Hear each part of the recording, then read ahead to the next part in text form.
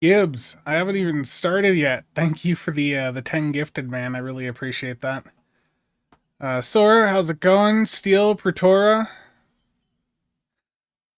Again, Gibbs with the 10 gifted before I've even like started the stream. I do appreciate that. I'm just running a little bit behind today. I was up pretty late working on some stuff, dealing with a bunch of emails, so it's just been a fun week. Oh, wow, a fun week in that regard. Captain Rams, Capro, how's it going?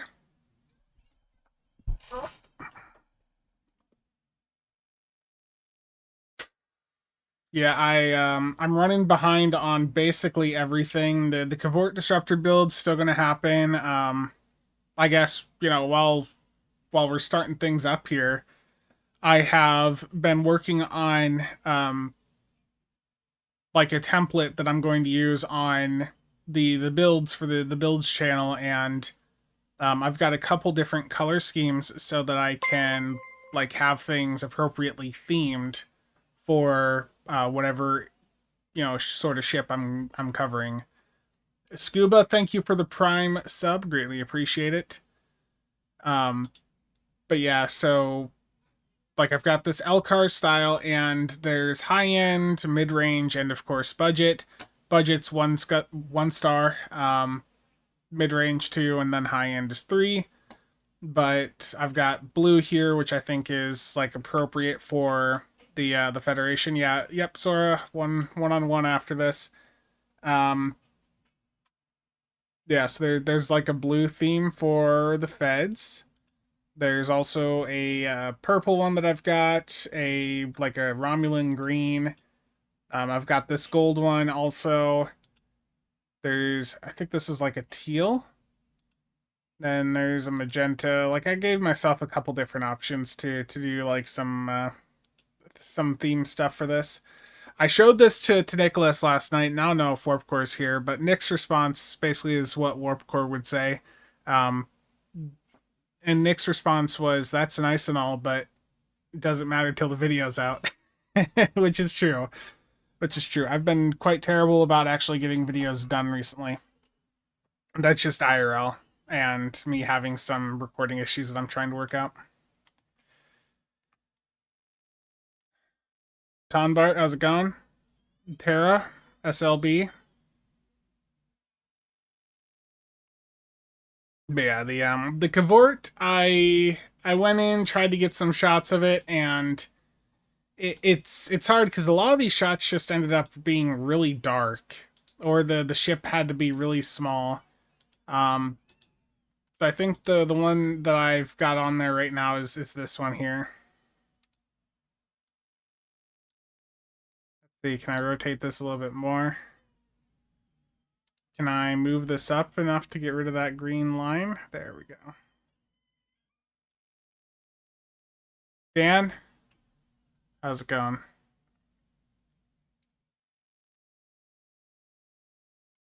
Yeah, I'm looking at stuff like that for the thumbnails.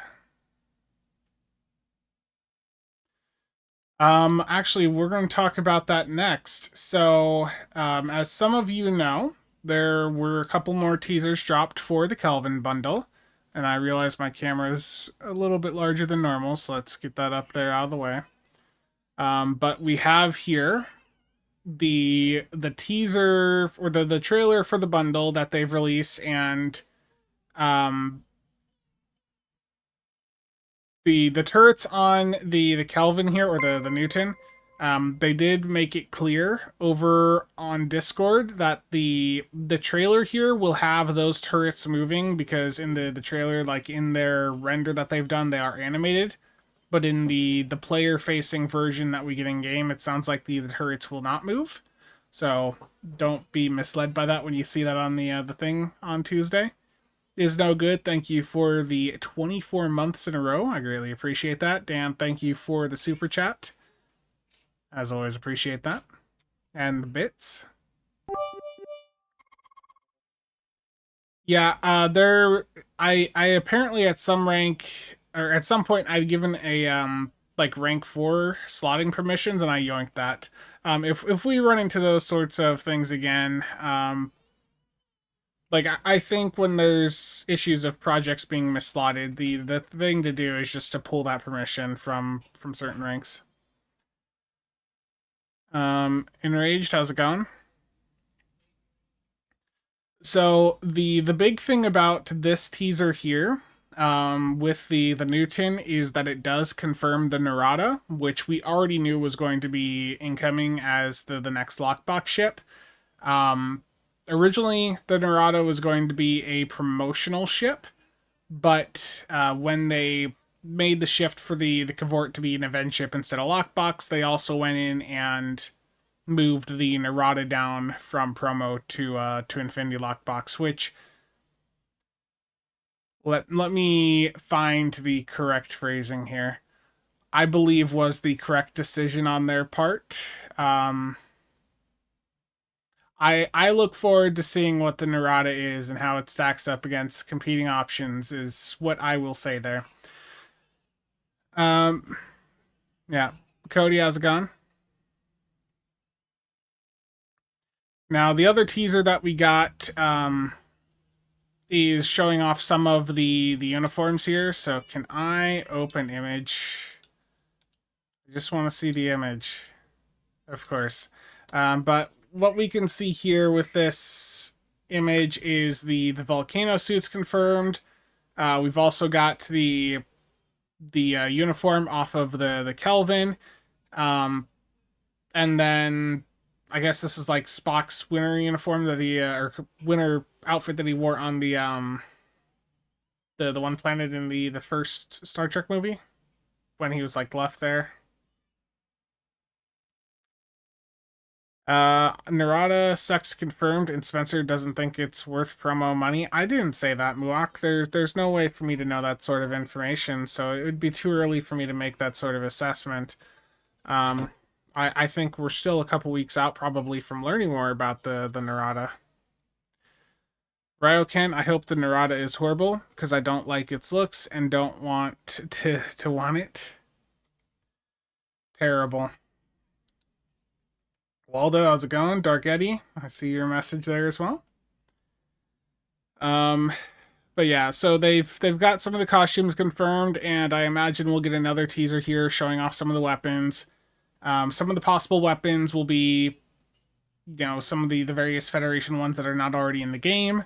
Um, there's also like the Nero Romulan pistol, which I don't think we have in the game yet. The one where um, Kirk in the first movie when the Romulan's like holding him on the railing, where as that Romulan is choking Kirk there, Kirk goes and grabs his gun and says, the line of "Oops, I got your gun" or something, something along those lines. So I don't think we have that in the game yet. I hear a little boy that is very upset that he's just been laid down for a nap. Hopefully, you guys are not hearing that in the background too much.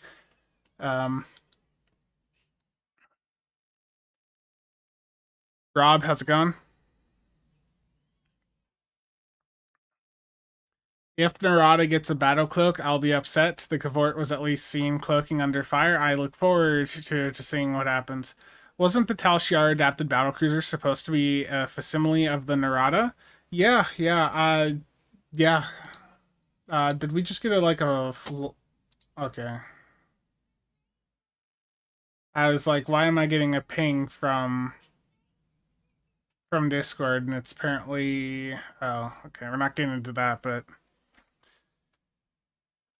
looks like some more Middle East stuff. Yeah. So the Tal Shiar ships that we have in Stowe were meant to be like our interpretation earlier on of the Narada. Um,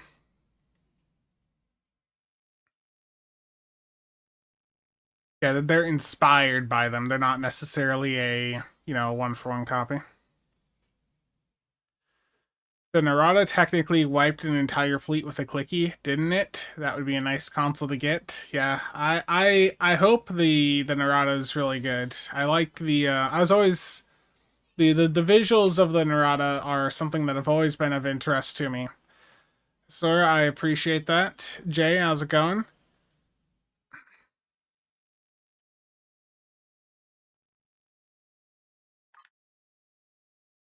Yeah, and Tuesday we've got the bundle dropping, so I will of course be live most of Tuesday, you know, going in, checking this stuff out. Now the ships dropping on Tuesday are just the Kelvin bundle, so that is going to be, you know, the Newton, the Armstrong, and the Salcombe. Can I do my daily? Is it time? It is time. Okay. Let's start this off, get my DSCs done for the daily so I can get my dilithium here and some more Endeavor XP. Okay. I am at a waves-based one right now, which is perfect. Yeah, Paul, I hope that we see... I mean, the dream for me would be, you know, them perhaps making the Narada part of a set with that existing Talshar equipment, and also them going in and removing restrictions from said equipment. We've detected an ambush. And maybe buffing it up.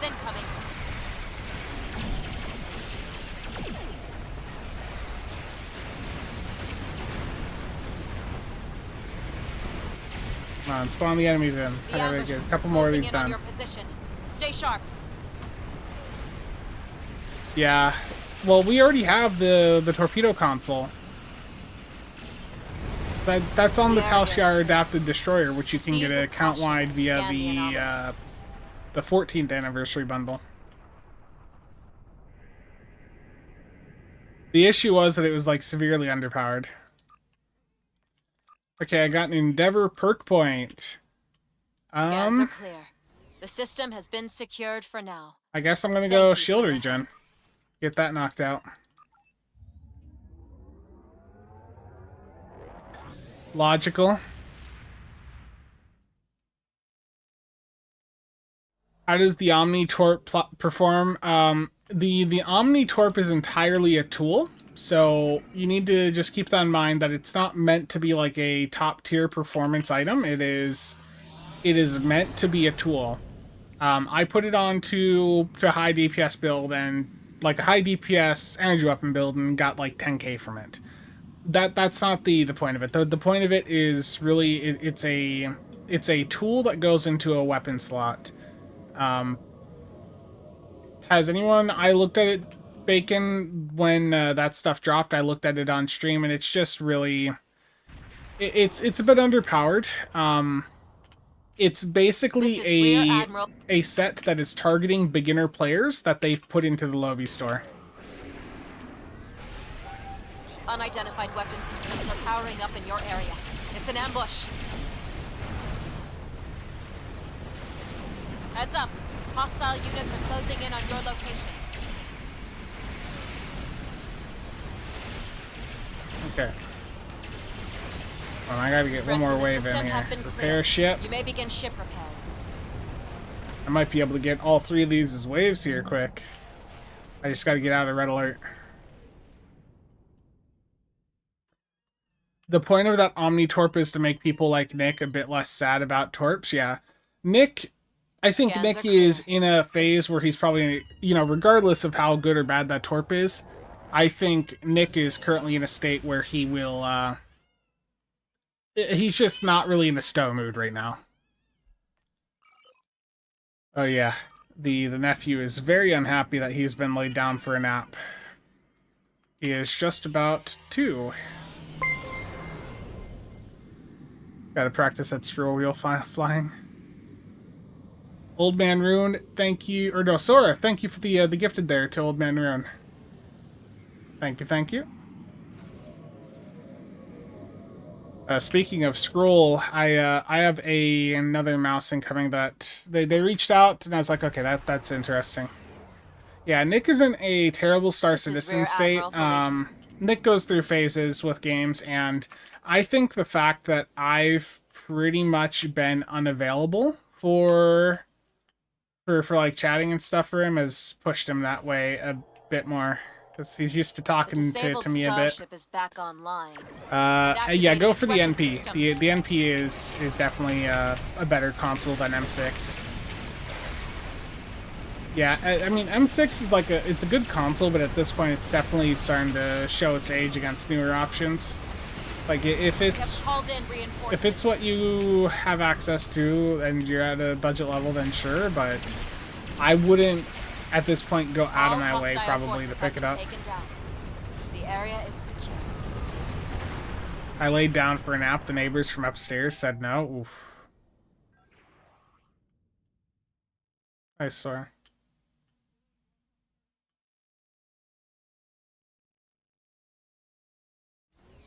Scans are clear.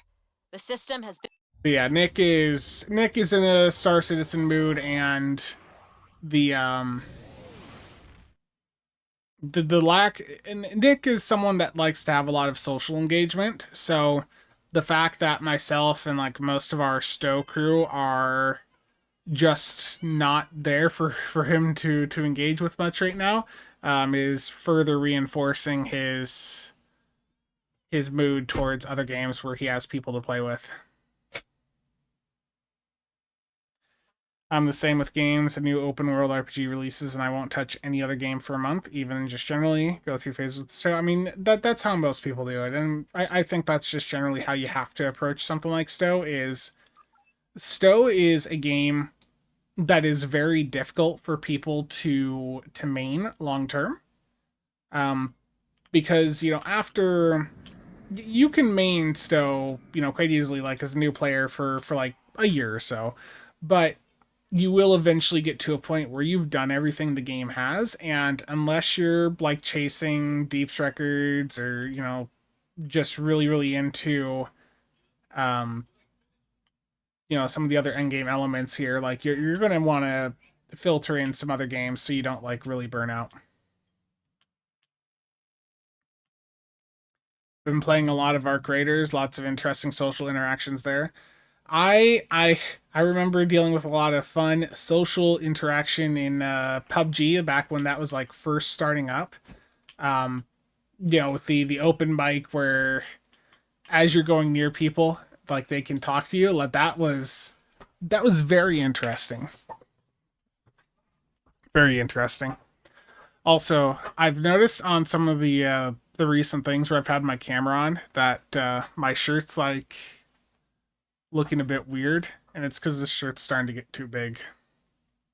So I know it doesn't look as good on camera sometimes, but that is an issue that I am very happy to be dealing with. Social interaction in Stow, what's that? Yeah, typing in zone chat about political stuff, right? Yeah, proximity chat is fun. You're running through missions again. There's some people that can do that over and over. Like I know people too where they will go through it, they'll play a character, they'll get it up to, you know, level 65, get all the missions done.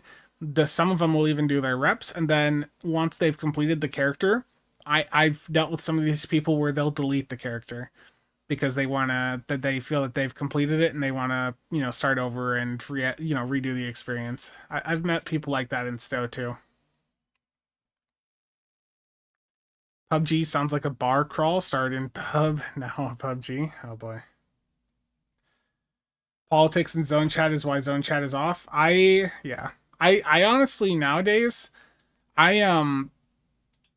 those of you that know me a bit better know that I'm not necessarily the most social person. It's not uncommon for me to be on hide and to just have like everything like turned off, like just the chat completely minimized. Like that's not uncommon for me to just go in, be on hide, chat minimized, and I won't have game audio on. So you know, I've told people a couple times in game, but if you want to contact me, like you need to do so via Discord, because if you try to just DM me in Stow, there is a very good chance I'm not going to see that you messaged me, because I'm probably going to have the chat window closed, the game audio muted, or I may just have the game alt-tabbed. Like, I do alt-tab out of the game quite a bit. That's why my playtime is as high as it is, because, like, for the past 12 years, a lot of that I've just had Stow open on the side, like on a different monitor, and I'll be doing something else. Like Stow's pretty lightweight. You can go in, you can type in slash render scale like 0.01, and you can make it look like just a pixelated mess that's barely utilizing any resources, and I can just have this open on a different screen to watch the exchange or whatever.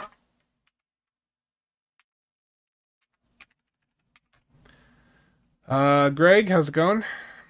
Um, do you like hoarding resources? It pays off. I was able to redo an old character updated fully with new stuff because of that to Deluxe CC. Yeah. Mock, not too much right now. The four-piece Talshar adapted set. Ooh, really?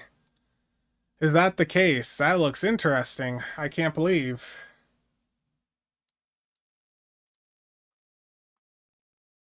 If that's official, then I'm gonna go look here, and I guess I can include that in a quick news update later on.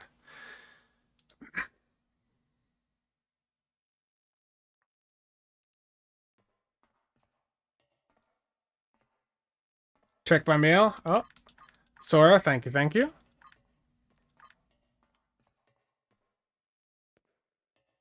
I'm incredibly shocked to learn that there's now a four-piece for the Tal Shiar set.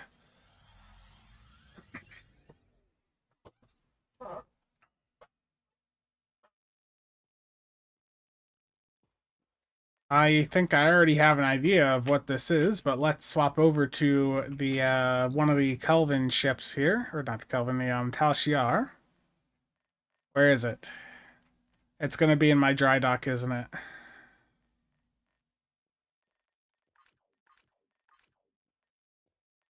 Okay, what's a ship that doesn't have much on it right now? Yeah, you can go.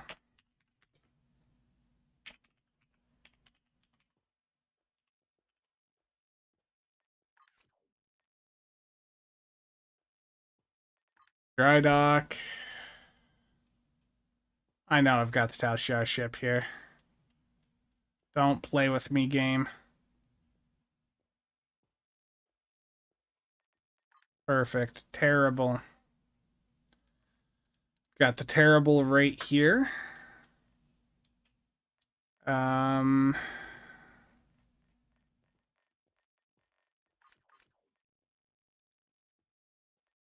Okay. Oh, where's the warp core at?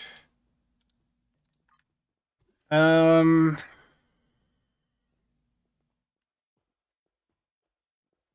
Wait, so is the restriction removed on this already?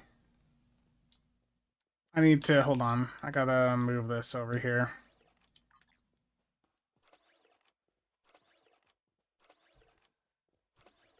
Can I put this on any ship now? There we go. Okay, so the restrictions are removed on the Tal Shiar set. So what was the console here? Shrapnel torpedo launcher. Let me grab that. Shrapnel. Okay. Yeah, so they removed the restrictions on the console, and they added a four-piece set here for Romulan Battlecloak. And the console off of the Narada is the Rapid Dynamic Hull Regenerator. Could we get the Narada in the Kelvin bundle? No. The Narada is a standalone lockbox ship. Warfy, how's it going? Logical, okay, come on, let's be serious for a moment. We have many fleet admirals in zone chat who are veterans of the Iconian War. They might just have the answers on how to reopen international waterways. Thank you for your insightful comment, Logical. I think you should drop that into ESD zone chat, and they will give you many different ideas on how to resolve the current geopolitical issues that the world is navigating. Got my old Clink Legendary Negvar from Last Stand, the Going Bundle Dynamic Frontier set. Yeah, I mean, the thing about the Dynamic Frontier set is that right now it's a bit underpowered, but in the future, hopefully with the tuning that they do for the new Lobby stuff, we'll see it get a little bit better. Samuel, how's it going? Do I have any tier 5 ships? Or I do still have a couple tier 5 ships like on my roster, but not necessarily on this character. On some of my older ones, I still have some of the T5s. Um, I'm very curious what the Narada accessories will be, considering they've already stripped its abilities and put them on Tal Shiar ships. Yeah, I look forward to seeing what the Narada has to offer. I'm sure that it will be a very wonderful, very powerful set of accessories, along with the ship being perfectly balanced. Is 160 million low for a 30-second set? I mean, for a lockbox Omni Limp, that's not bad. Like, if that's an Omni you want, that's not a bad price. Like, the drop rate on the Omnis for the weapon packs is not good, so I think 160 mil for one's reasonable. Um,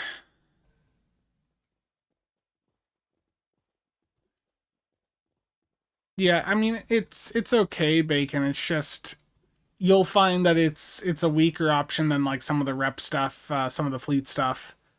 Um,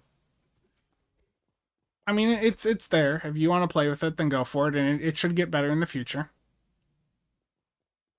Neutrals always Spencer. Yes, I know, Fred. Do I think the Narada is a juggernaut this time?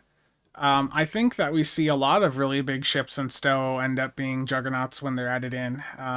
There was the Breen juggernaut. There's the liberated Borg juggernaut. I mean, I think the Narada is in the size class where it being a juggernaut would seem like a reasonable assumption. Logical. That was the voice of someone who's seen the Narada and is disappointed. Johnny, how's it going? It's been a long time since I've heard that name there, Tinny. That's from a very, very long time ago in the Breakfast Club. It's nice to see you around. Amount of upgrades busted after setting up the Klingon. Sona collector in the Lobby store when? I wish. I'd pick up the collector on a couple more characters. The collector, it's an interesting ship, but just to be blunt about it, I don't think it's good enough to justify the promo ship price tag. And it's also not good enough to justify spending $150 to get it from a Muds bundle. Now, I've got a bunch of spare Lobby, and I wouldn't mind, burning a little bit of Lobby to get like another Sona collector or two on my account. But yeah. In your last year, 2 bachelors in history and anthropology. Nice. Dark Ghost. Dark Frag. How's it going? Masters to follow. Nice. You are sitting on 2 promo boxes you cannot use. I mean, there's the there was the recent Orion ship, which honestly, the recent Orion ship wasn't terrible. It's just that stats wise, it's like a weaker version of the Terran Hydra. The accessories off of it, I mean, they were cool for like some niche like builds, like tanking or like a meme exotic build. But the issue with the trait, what was sort of a buzzkill, was the fact that it can't crit. Like if that eject warp plasma that you get from that trait were able to crit, I think it'd be in a better position. Oh yeah, you're right. The Breeding Out Thought wasn't a Juggernaut; it was a Dreadnought carrier. Yeah, I think the Narada to me would make sense as like a Juggernaut. Joking aside, like I said in Discord yesterday, we have only ever seen the Narada firing its torps, so torp boat isn't entirely off the table. Yeah, yeah, indeed logical. Um, yeah, I wonder if there's also been like a balance pass done on the shrapnel torpedo launcher here. Let me pull it up on live. Shrapnel torpedo launcher, which I can't actually show without grabbing a Tal Shiar ship. So is it still in my inventory here? It's gonna be probably in my bank.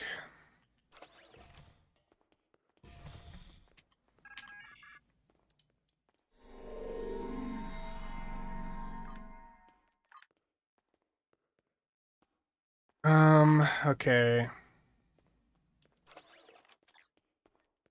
Let's do side by side.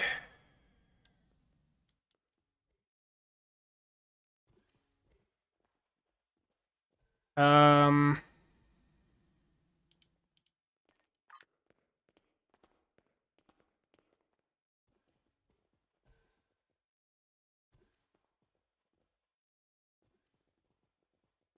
creates, okay, so this is the difference, is on Tribble it's showing it as, hold on, I gotta put it back into my inventory here. Yeah, so there's been no balance tuning done to this console.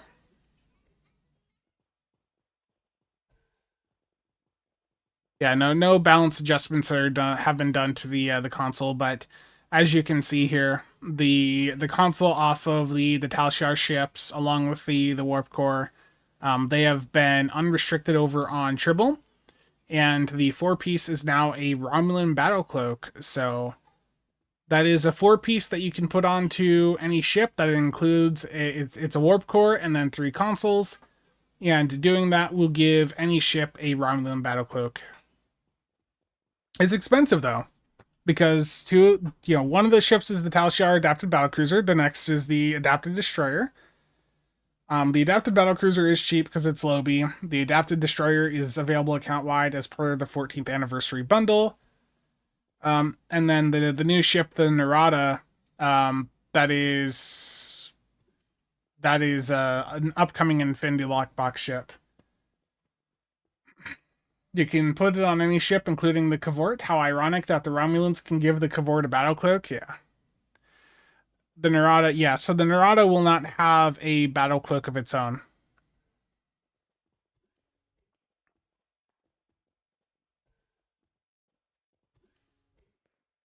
Logical. I think you've come to the wrong interpretation.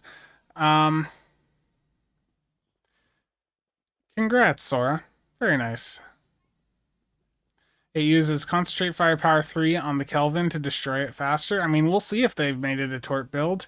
I am curious to see if the upcoming Narada has the feature set that would make it a really nice torpedo contender. Certainly, you would think that would probably be the case.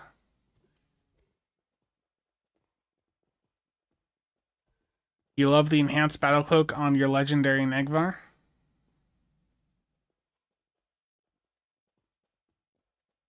It's got to have a temporal seat with its lore. Yeah.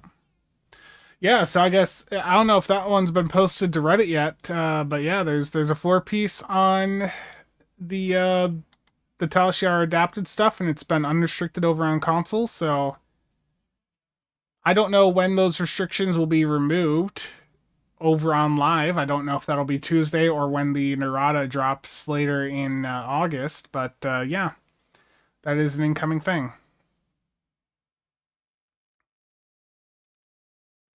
Dark Eddie, I'm so sorry to hear that you got dragged into a counterpoint.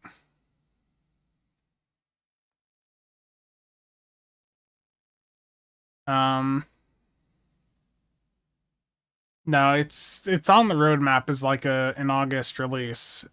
They wouldn't want to drop this at the same time as the upcoming Kelvin bundle because that would take the attention away from it. With Cryptic, they do like to keep things a bit more focused.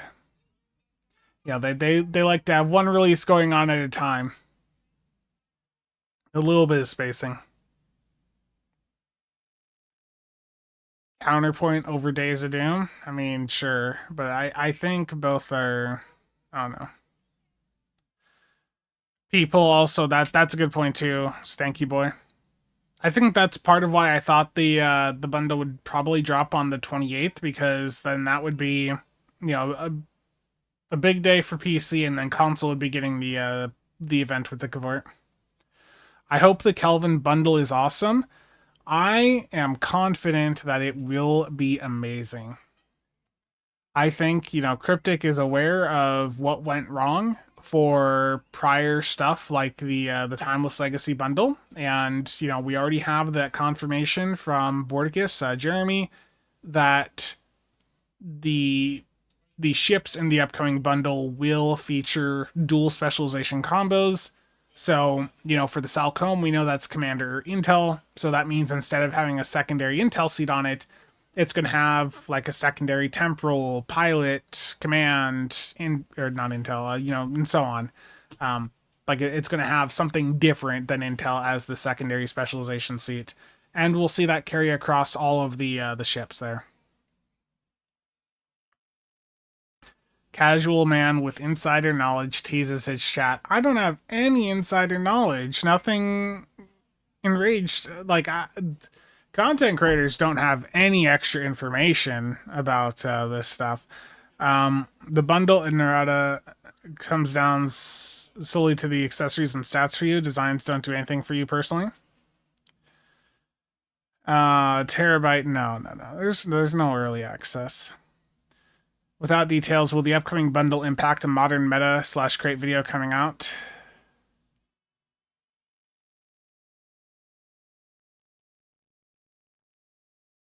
I'm not going to comment on that because I don't know that sort of information.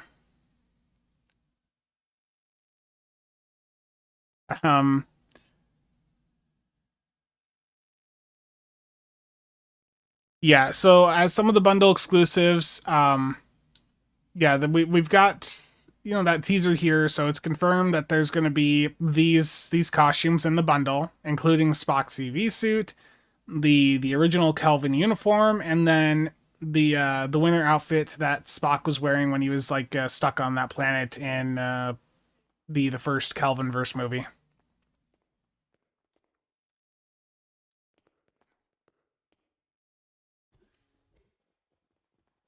I wonder if they'll unlock the Parliament skin with the ship it'll go on.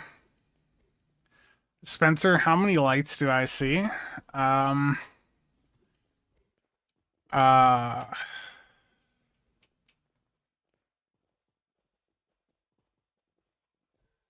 you know, I'd say in context of what I've been saying, the Confederation. I know. I mean, I know I'm supposed to say 4, but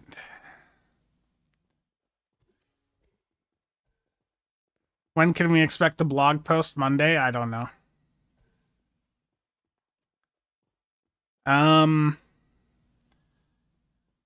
No extra knowledge, just an incredible burst of work that allows you to drop a 45-minute bundle breakdown video 10 minutes after the bundle goes live.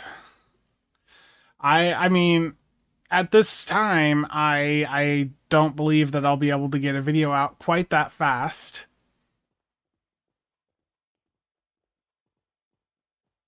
I wonder if we ever get the Orc 10 as a visitable place in Stowe someday.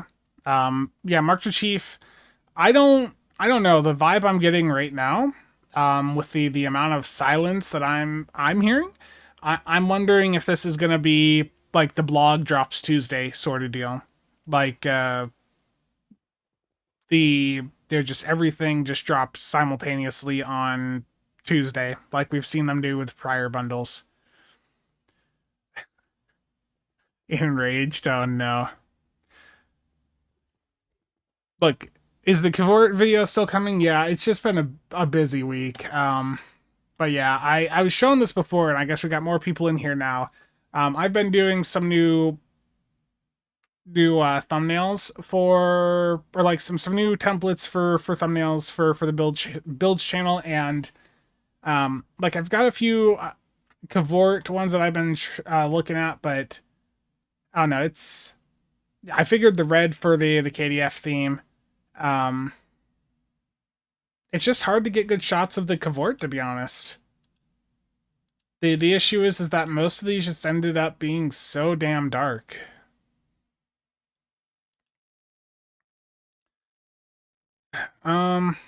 Please let the blog have screenshots of stuff.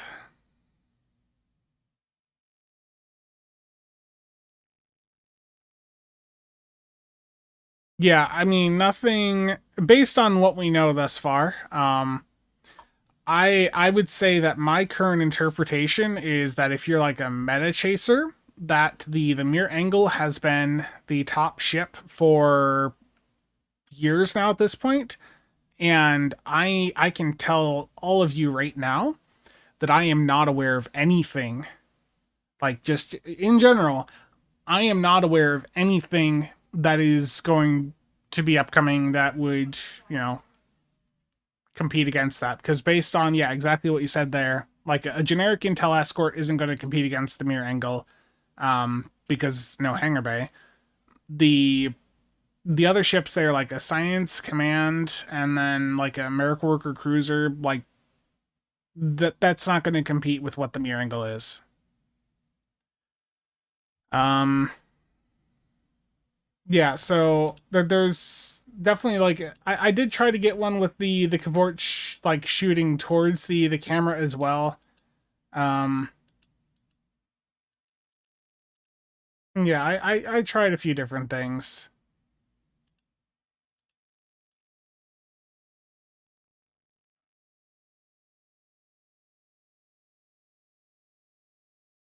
What would it take to beat the mirror angle? It would be it's hard. It would be it would just be like another temp intel or intel temp strike wing. I think a strike wing warbird, like the average person hates Romulan ships because of the singularity core, but the singularity cores for people that know how to take advantage of them, I think are more rewarding than just a generic warp core. Like the extra abilities you get, like warp shadows, can be extremely handy for survivability, for instance.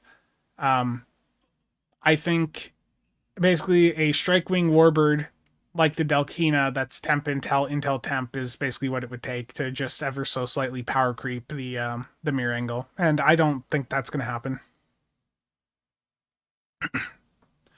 Yeah, Ian, I did see that.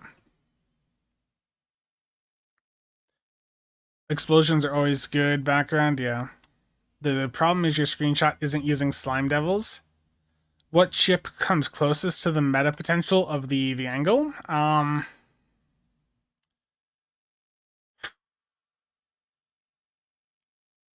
I mean, you can brute force it with a few other ships. I know people have gotten good results out of the Vengeance, the Atlantis. If you don't want the Hangar Bay, the Kith can do pretty well. Like other temp intel ships out there can do pretty well. If you most of them don't have the Singularity core, but you can still do it. Yeah, well, these were done with demo record Dark Eddy. Every single, basically every single shot you see here is me going into demo record and trying to get a better angle on the ship. Um, I also like with the thumbnails here for the builds channel. Like I went through and I did a lot of back and forth, just trying to get these nailed down. But like I do have a bunch of different options here with like this LCARS design for the template. There's 1 star for budget, 2 star for mid range, 3 star for high end. There's the blue here that you see, which is probably going to be the one to go for with Federation ships. Then there's also like a purplish one for like Jem'Hadar, a green for Rom. Then I've also got a gold option, a teal.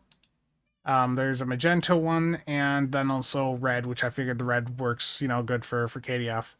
Um, so I basically was going through and just trying to give myself some options because I want to, with all the builds I post on my channel, I want them to all have this template on them, where it's just making them stand out a little bit in the crowd. And also it's got the stars right there, so over time you'll understand where is this build targeting. Yeah, the kith is pretty good. Um, yeah, the Vengeance is really good. The Cavort's Boff layout does hold it back in meta regards. I don't see the angle getting beat until they start experimenting with new ships or triple spec ships. Yeah. I agree with that.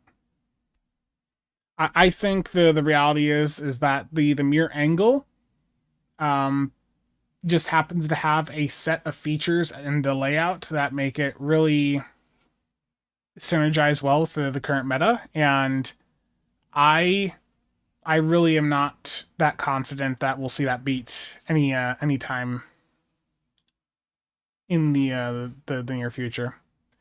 But yeah, let me show some of the other stuff here for this. So downloads, uh, template package. Let's go PNG outlined. So like for the blue here, let me just show some of the other ones. So like I said, I've got mid range. There's also a budget one here. So you can see that that'll be like the budget one. You got the 1 star, then there's the 2 star for mid range, and then the 3 star for high end. I wouldn't I wouldn't say that. I think the Cavort I really like the Cavort, okay? Is a Singularity Core guide a planned video for the build channel? That's not a bad idea. There's still some thought going on into what video will go where, but that is something I'm looking into. I'm also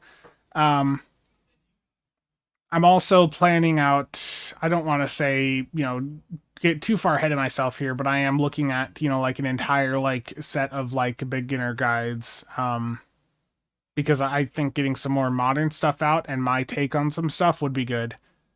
Do I need the ships lighted for pictures? Yeah, but I like getting the combat shots in demo record.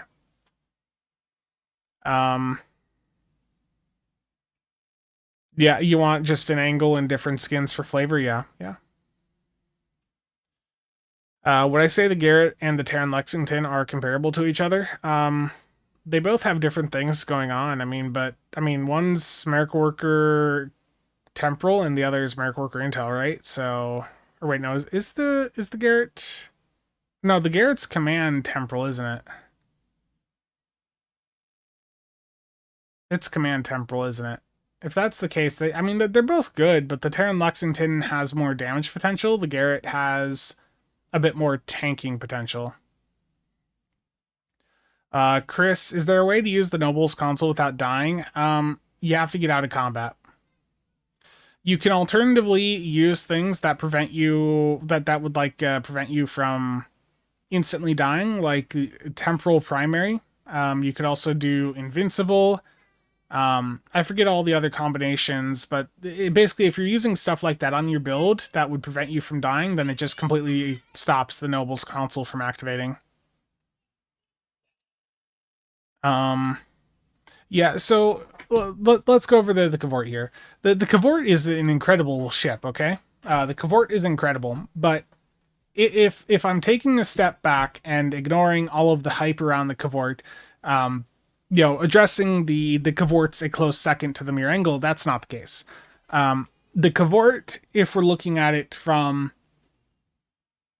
that standpoint of how meta is it, it's a bit behind the Mirangle. Like, you can still do 2-3 million DPS with the Cavort, to be clear. Like, that there's so much power creep in Stowe that every tier 6 ship, you can put a build on it and get, loads of damage from it. That's not, something we're, debating anymore. Everything is viable in that regard. But when we're talking about deeps chasing, going for the max numbers, then that's where the Cavort, like, it's a good platform. It really is it's a good ship. Very, very good. But it does have limitations. At the end of the day, a command secondary seat on a lieutenant commander Inge, like that's good for more casual playstyles because you're getting the suppression barrage to help you survive. You're getting access to concentrate firepower potentially, for torp stuff. But from a meta perspective, for energy weapons, that's not going to be as good as like a secondary intel or a secondary temporal. Could I do it with the California? Yes. Do we know when we'll see the Cavort on console? Yes, on the 28th. Ken?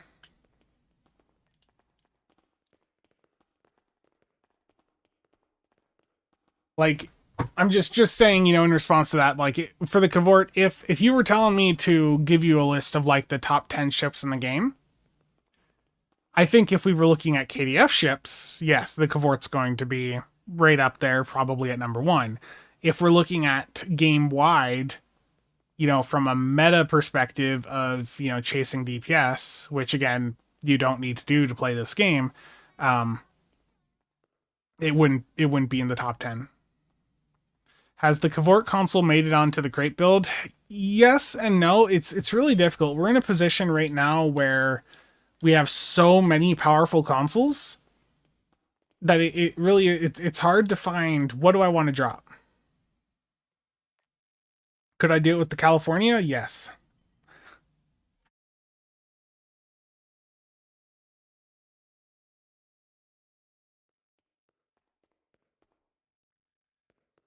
Yeah, I would say right now, in the context, like if you were purely, again, that's purely like a meta, just an overall meta perspective. I don't think that there's any KDF ships that I would say right now are like top 10 for energy weapon, like, yeah, for energy weapon performance. Like, I don't think there's any of them that I would put into like a game wide top 10 list. Because you want, like, if you're doing meta, you want temp intel temp with a hangar bay, and ideally like an experimental weapon. After that, Merrick Worker intel, command intel would then probably come after that. Yeah. But no, the Cavort, I've had fun with the Cavort. I will say though, I've tried using the quad disruptors, and I think honestly the quad cannons, I've said this before, but every time I use them, I feel like they're just underwhelming. I feel like they are, I don't know, just not really that amazing.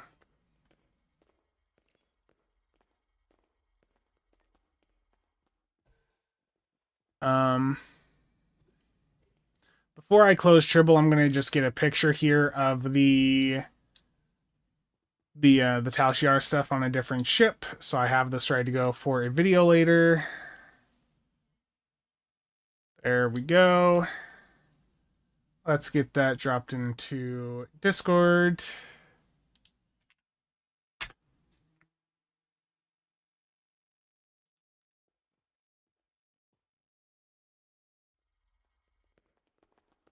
About the quad phasers, I think it's the fact that any of the quad cannons like are draining your engine power that just to me make them not really that amazing. To me, the quad cannons have always really just been theme weapons.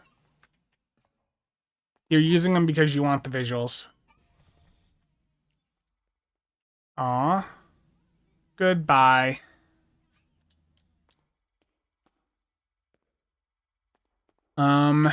Like most event ships of the past few years, not meta, but I would have been stunned to get ships as good as this. Yeah, for sure.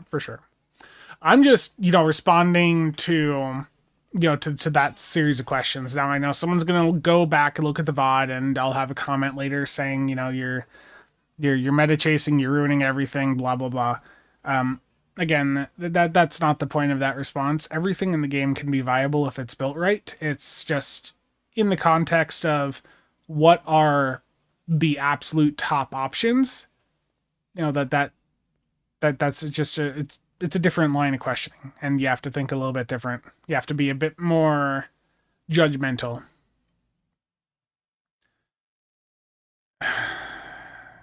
Yeah, Bob.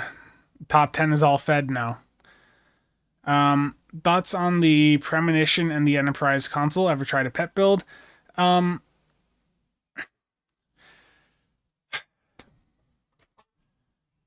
Okay. My thoughts on the Premonition. The Premonition console, the Gemini device, I think that's good. Like it's something we used for a while there. I don't like that when you activate it, it like holds you for like a second or two. The Premonition itself, I mean, it's fine, but it's dual temporal, so it's not going to be as good as something like the Arc Royal. But no, the Gemini console's cool. I know people like it for pet builds. Yeah, Enraged. I mean, even the 1-star ones, like some of them, I think will hopefully be able to do that. It's more of, it's not about what difficulty can the builds handle. enraged. It's about how much does it cost to put the build together. How difficult is the build to fly?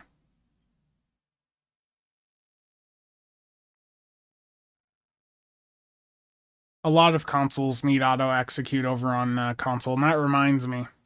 Actually, no, it's not going to be time for me to do my crystalline. I did it at like 10 last night. But yeah, let's get up here. Have I done a or tried a pet build? I have tried pet builds in the past, and every time I say something wrong about a pet build, I will have the carrier players in my comments letting me know, or DMs letting me know that I messed something up. Like, you know, like I heard for the pets off the Vengeance there that I was critical of at first.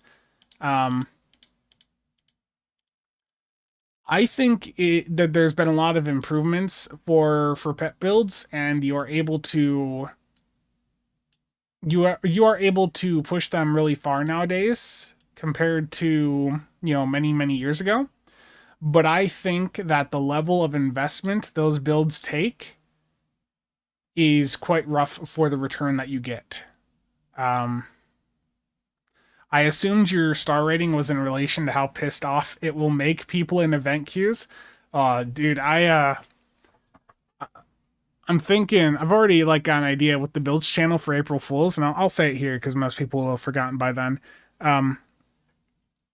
The just like a jellyfish build for events for like Defense of Starbase 1, and you know, when I put the video out, like I'll have me like just the jellyfish just, you know, going in just nailing Defense of Starbase 1 for the gameplay portion of the video. And I was thinking for the meme, imagine if I just like I've got my camera on but it's just the empty chair.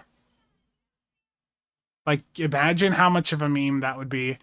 Just got the jellyfish like in there, just out deeps in everyone, and then you look at the camera and I'm just not there.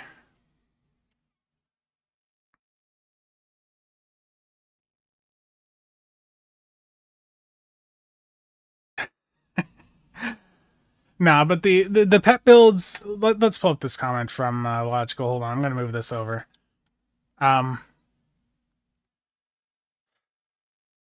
People hating on you for talking about meta just don't get it. If I was new, spend $100 on a ship, to then find out what I bought was no better than a free mission drop, I'd never touch Stowe again. Yeah, that's what people that don't like the meta stuff. They don't quite understand that that's the point. Is I'm not saying you have to follow every last detail of the meta. It's more of just putting information out there to let people assess how good or bad something is. Like, because that's the exact situation I worry about. Like, Stowe's really expensive, and you know, imagine there's a new lockbox ship or promo ship, and there's no information out there about it. You're like, oh man, that looks cool. It's got a console that looks really pretty, or like a trait that looks really good on paper. And then you get it just to find out it's garbage. Now, if you just spend $100+ on that, how's that going to make you feel about wanting to purchase more things in the game? You know, to be honest, there's some people I've met over the years where their response, if something was that bad, might be to just say, F it, I'm going to charge back and go play something else. Like, you know, you want to have that information out there to try and help avoid those sorts of situations. Yeah. Like, I think having performance information out there, it's good. It's useful for people that are buying. Jellyfish gonna get 10 stars. Yeah, that's the other thing. So, you know, back to pet builds. The pet builds, yeah, Nathan, that is gonna be a thing. Like, once I've got it a bit more established, yeah, there's gonna be a build request. That'll probably be like a perk for channel members between this YouTube, that YouTube channel, and like Twitch. I'll probably have a section for it put up in the Discord. I won't be able to get to everything, but once I've got, you know, some of my stuff done a bit more for that channel, eventually I'll be able to rapidly get build videos out. Some of the initial stuff is probably going to be more of just like me sitting down, recording, not PowerPoint, just hovering over the gear, explaining the build. Like that's what's going to happen for the Cavort. But long term, eventually, I do want to get to a point where there's a lot of PowerPoint stuff, and for certain sections, like if it's the same thing as I've shown on 20 other builds, it'll be, I'll have like a pre-recorded section to drop in. We'll get back to the pet stuff in a moment. The jellyfish plush, oh no. And have us send you angry in-game messages? Yes, Mark the Chief.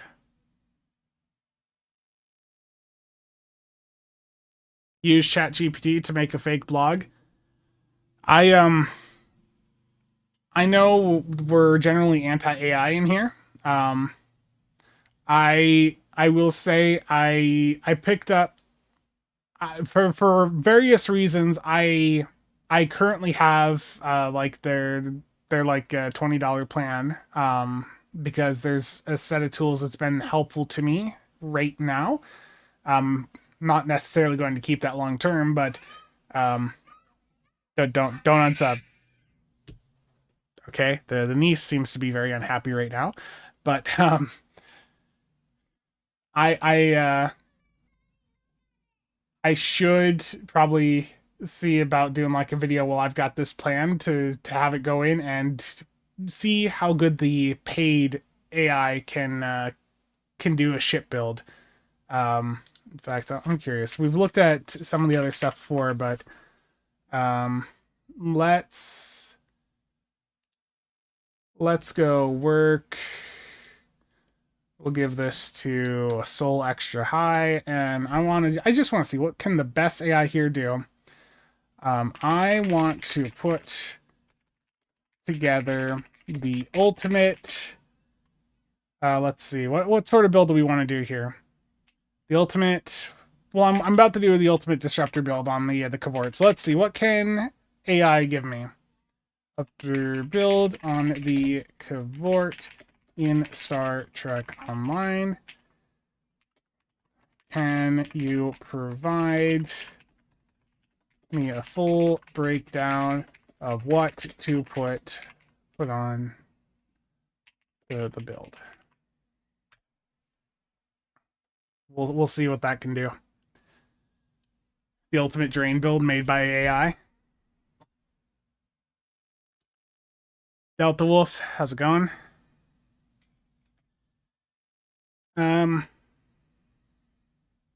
Jellyfish is literally the avatar of AI. I was going to ask you guys if anyone has fan home with the Starship models. Do I like it? Is it worth the money? I had a bunch of them. I ended up canceling my sub. I canceled that. I still have like one or two of the models, and in fact, I need to reach out to them because they owe me an Excelsior. They owe me an Excelsior too. But yeah, I thought they were fine. You can get some of the models cheaper than buying new over on eBay. There are some though where they are pretty expensive. Like if you wanted the XL Odyssey, that's going to cost you a little bit. They're good quality. They're literally they're made in the same factory as like the Eagle Moss stuff. Like Eagle Moss never actually physically made their models. Like they did the designs and they sent it over to a company over in China, and that's the same thing going on with Fan Home. And it's like going to the exact same one. Torp. Okay, we'll do Torp. You guys want? So you want the ultimate Cavort Torp build? Make me the ultimate torpedo build for the Cavort in Star Trek Online. Provide a full breakdown and a guide of how to put it together, and how to fly it.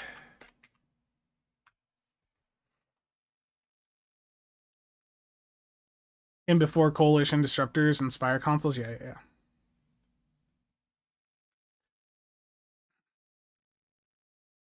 Do I know that AI frequently references myself in Mixer? Yes.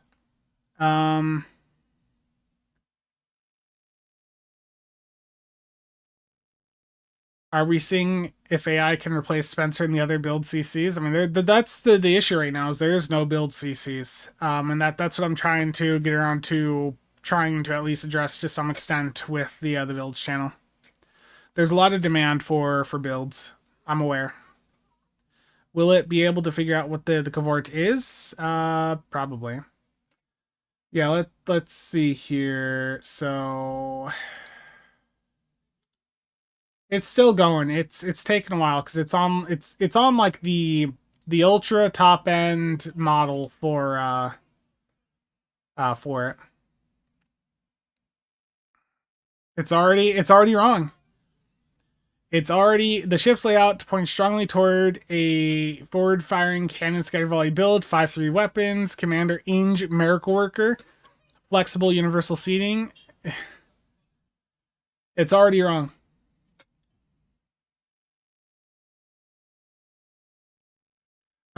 This AI it's ChatGPT 5.6 Soul extra high. Muakia.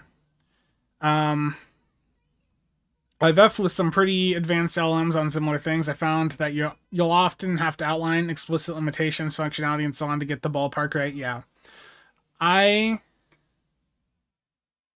I have I've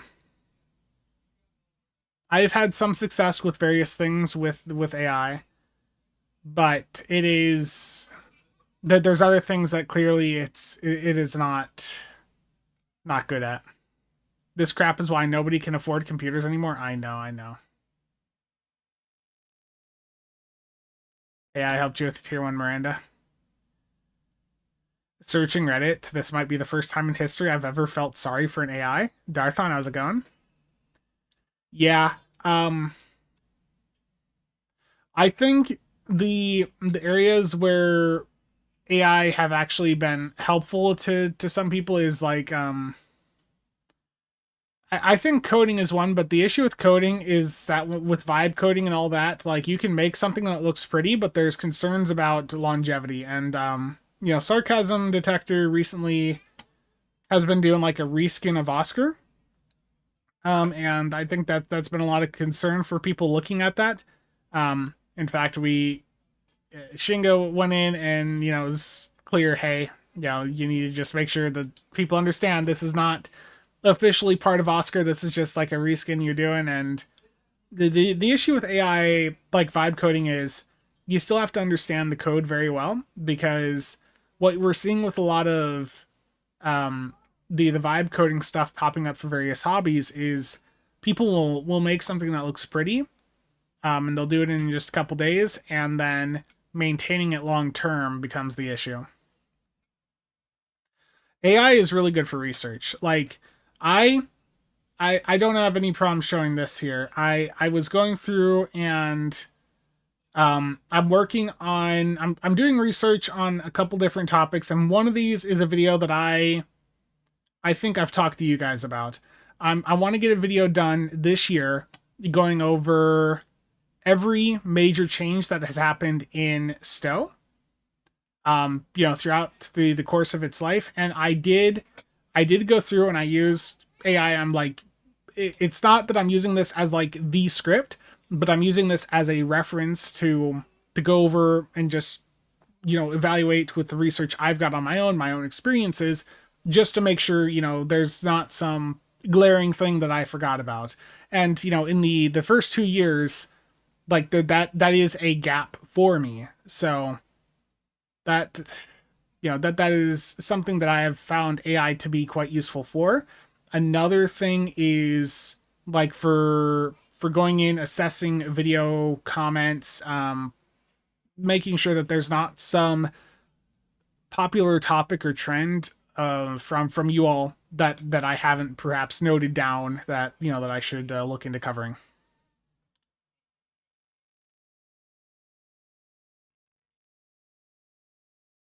Yeah, indeed, Dark Eddie. Um, the best Tetrion build consists of pulse phasers. Yeah,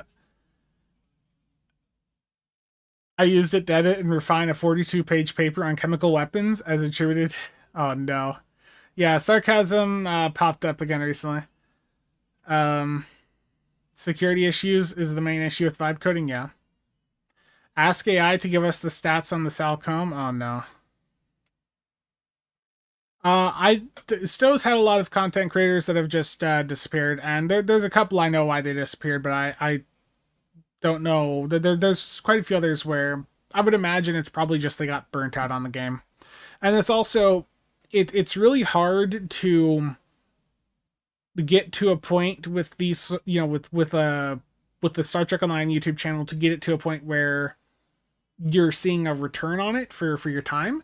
Like, for some people, they're fine just putting out content because it's helping people out, but at some point, like, it does become like a business at some point to an extent, and you want to be able to fund future things. Some are dishonest and have a terrible past. Yeah, I was liked and appreciated. Yeah, I will admit I was curious just to see.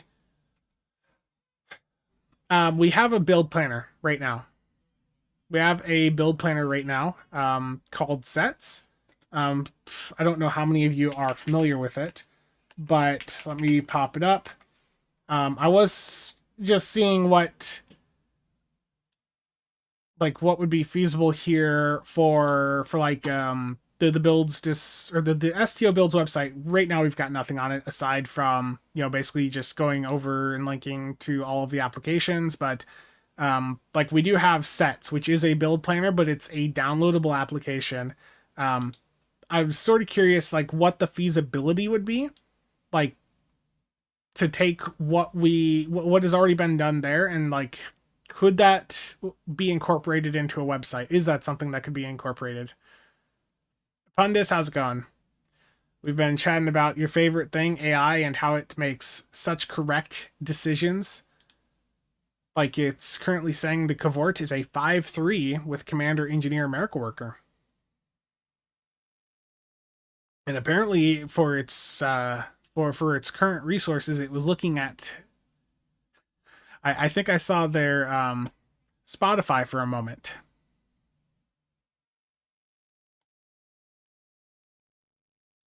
A community post saying, "Hey, I'm done with the game," would have been nice of them. Yeah.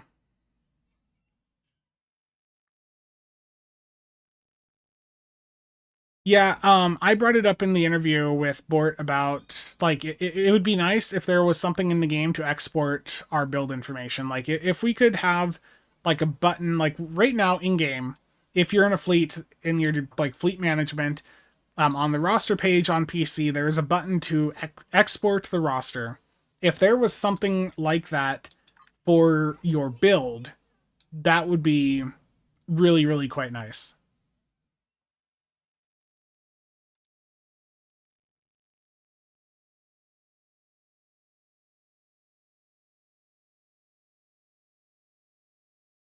Yeah, and ironically, so you guys told me to do two.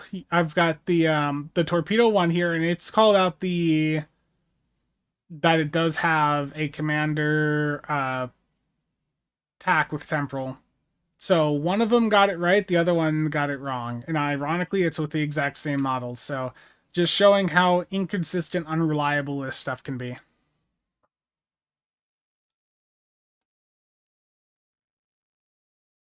Um, yeah, that was Stowe Academy. Yeah. AI is not good for shipbuilding, yeah, but I think that'd be a good video to showcase, because there's a lot of people that I have encountered over the past year, the past year or two, that do try to go to an AI to get build help. Um, and I think just pointing out how bad that is a bit rough.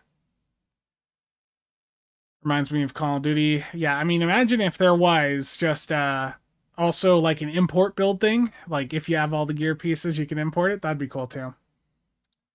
Oh no.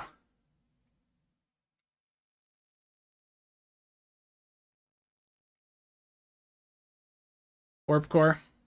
Any such interaction that you're referencing was brought on by said individual.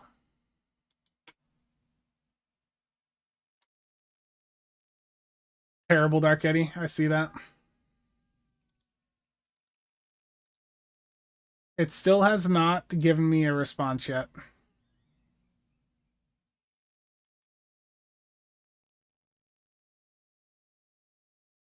Yeah.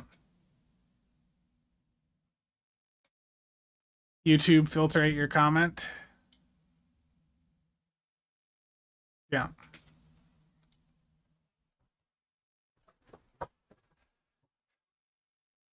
Yeah, Darthon, I was talking about that before. I pulled it up over on Tribble. Yeah, yeah, the Tal Shiar stuff. The performance seems to be the exact same. Like I looked at the PC or the live versus Tribble numbers, and it was the same. But the difference is, yeah, the console doesn't have that restriction anymore. Neither does the Warp Core, and the 4-piece has the Neurotic console on there with the Romulan Battle Cloak. And the Neurotic console is the Rapid Dynamic Hull Regenerator. For build help, I go to a Spencer at Cheops or Val. Yeah. Oh, did one of these finish? Oh, man.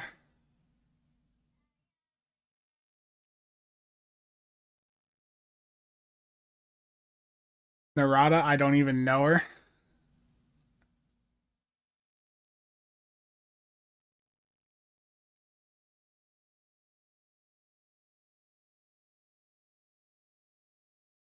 Oh, it's writing.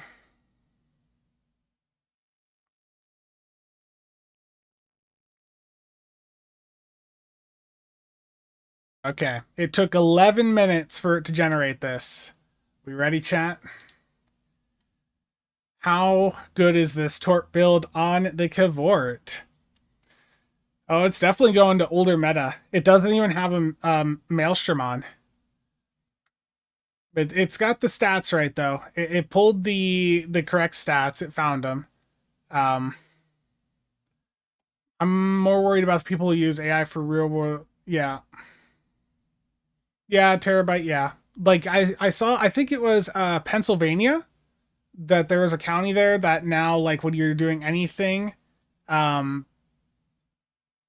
anything in their courts, like there's another form you have to fill out to verify that you know, to declare what was done with AI, and that if it was done with AI, that you've went in and verified everything, because they were having issues of so many people going in with stuff written by AI.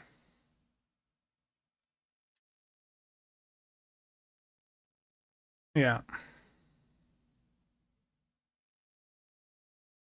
Yeah, indeed, Samuel. Is the slow one the paid version? Yeah, this is, I'm using like the premium paid chat GPT right now. Um so this is like their current top model, though I didn't have it do 1.5 times speed. Okay, so EBM, Delphic, Neutronic, Dark Matter, and then for the fifth weapon here, it's wanting me to do the wide angle dual beam bank for Lorca. So it's completely skipped out on a Maelstrom. Do not fill the fifth slot with another ordinary torpedo with CF3 ceaseless momentum and the shared torpedo firing cooldown. A fifth regular launcher will rarely fire. This is also the approach used on the current high-end kinetic build from Stow Better.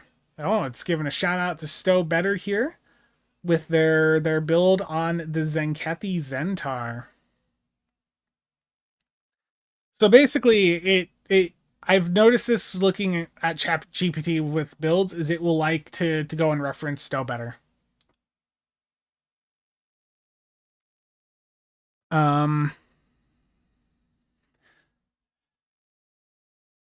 If AI can't even get my order right at the drive-thru, it won't be able to build me a good ship. Yeah.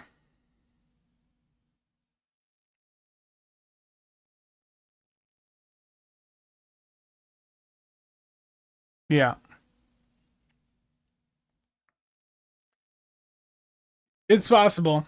It's also not even bringing up a mine. It's just telling me to use like the Pavin and a turret. It's also saying experimental weapon wise. Yeah, the hexes or the rapid fire. Okay. Um, okay, and it's referencing Mara's post over on the Stow subreddit. It says type sevens. I mean, it's getting a few things right, but it is definitely, it's finding recent Reddit post. Um, so it's mentioning the Tilly shield. It doesn't even reference the Kittimer one, so it hasn't learned about that yet. It is referencing the Tholian warp core, though. That's interesting. Um,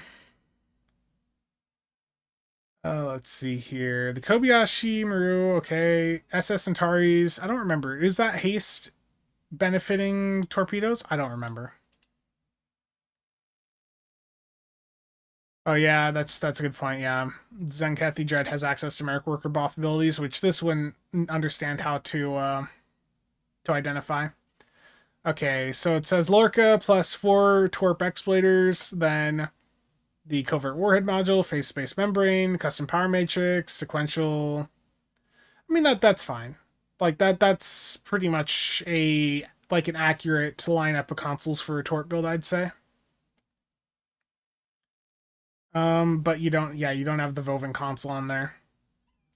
But like the other consoles here, like there's I think each of these that it's mentioned are actually decent. Um, Buff wise, so it's got the high yield and it's got beta. It's got recursive. That's honestly that's good for this. Um, it's got CF3. Aux to Sif one's a bit questionable. I'd probably do like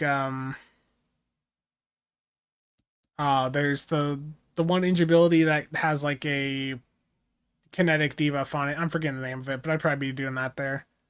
Tractor beam, photonic officer, Gravwell. So it's not relying on Boimler too much for CDR. It's got the fire wheel, scatter volley for ETM. It's got chemo sight. I mean, the buff layout's fine. Starship traits.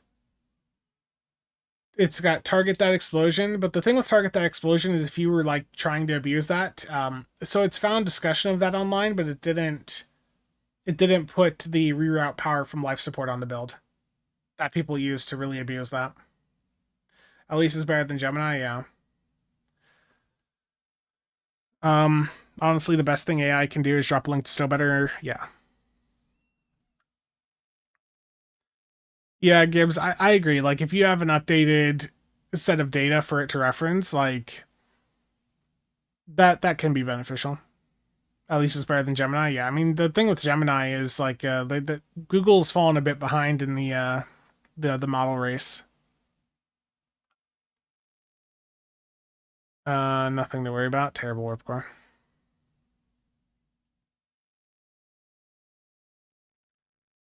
I mean, the build overall, like, it's surprisingly, like, it got a few things right. It got a few things wrong. Um, I mean, it's referencing some good sources like Stow Better. It got Mara's testing of the experimental weapon. It's found Type 7s.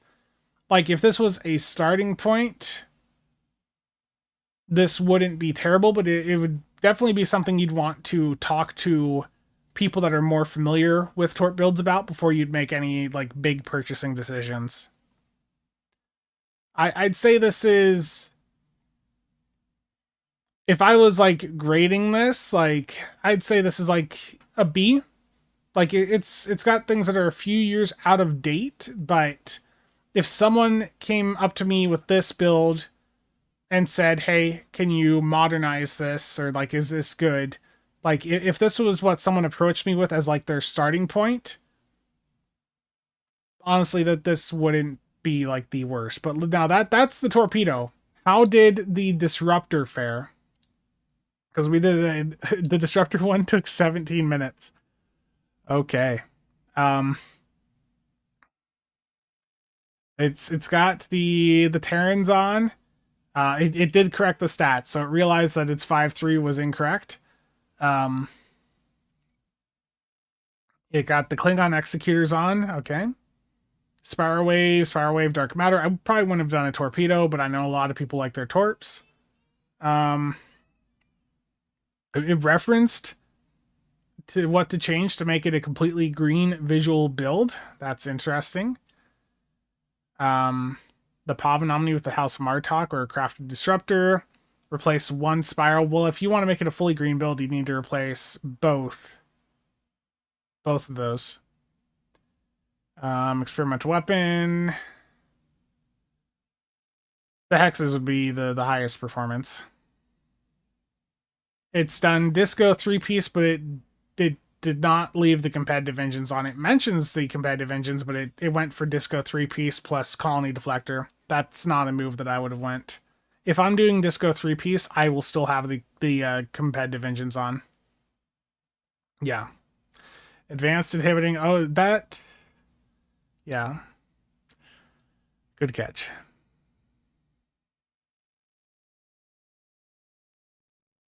That output took way too long to generate, yeah.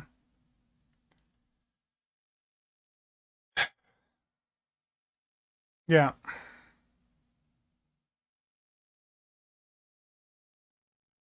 I mean, it's got some things okay, and then others it's just like immolating Phaserlance. You can see it's pulling from really old builds. Domino, yeah, flagship tac computer, adaptive immersion systems.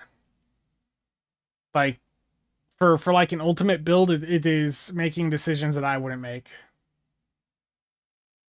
Ultimate proof that every build has potential. Take one of these AI builds and do 2 million DPS. Oh no.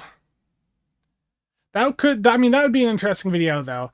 Take the ultimate build that I put together against the ultimate build that AI put together, and then do like a batch of solo runs with each of them for a video. That could be interesting. Yeah, it's not bad, not amazing. It's got a few things wrong here. A bit more than the Torp one. Yeah. It's calling out the power levels a little bit better. The engines at 70 is wrong though. 100 to weapons, 45 to engines, 40 to auxiliary, I think is what we're currently doing. Yeah. I mean, it's referencing a rotation also. It's again, it's got some things right, some things wrong. It's, yeah.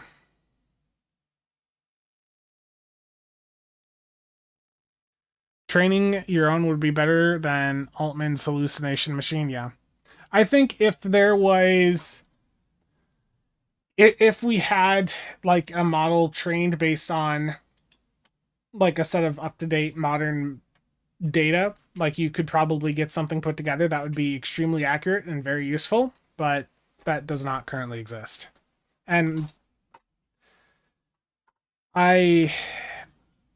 keeping it up to date would also be a challenge.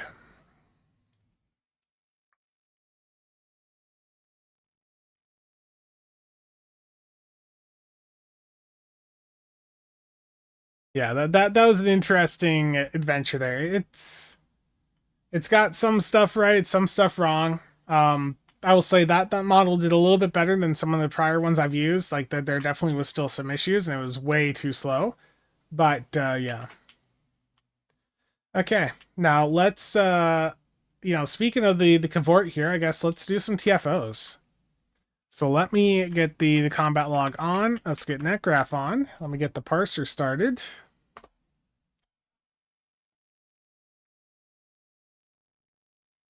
So, okay, so that ChatGPT that I was using is ChatGPT's equivalent of like Mythos or whatever.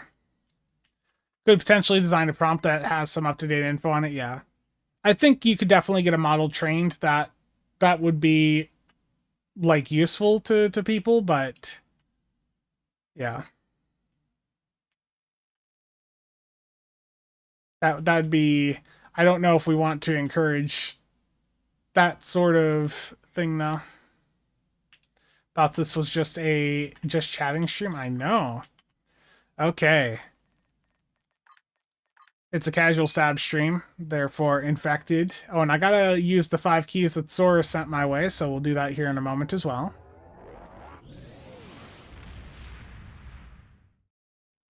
Oh no, Michi.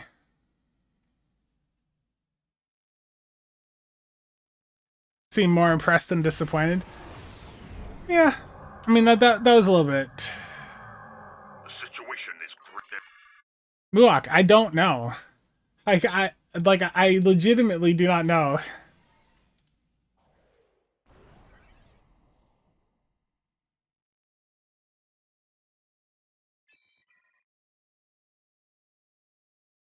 I'm sorry. I don't know. I really don't. I don't know what the bundle has in it regarding, its accessories like that.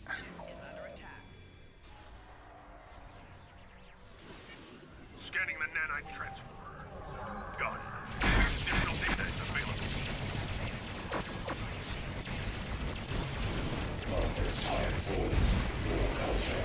Oh, I've not flown in a couple days. What's still alive? No. How did that thing not die off the agony? The nanite probes can repair the transformers. Stop them.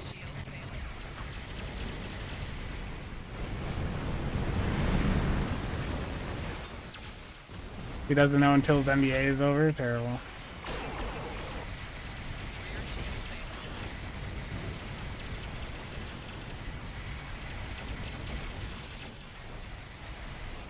I guess the good thing is, I've been really slow with the content this week, but the good news is, did get the guardianship stuff sorted out with the niece and nephew to some extent. We have the final thing with the court in like 2 months, but we got temporary guardianship sorted out this week. So while I wasn't able to get much content done this week, I was able to get some important IRL stuff taken care of.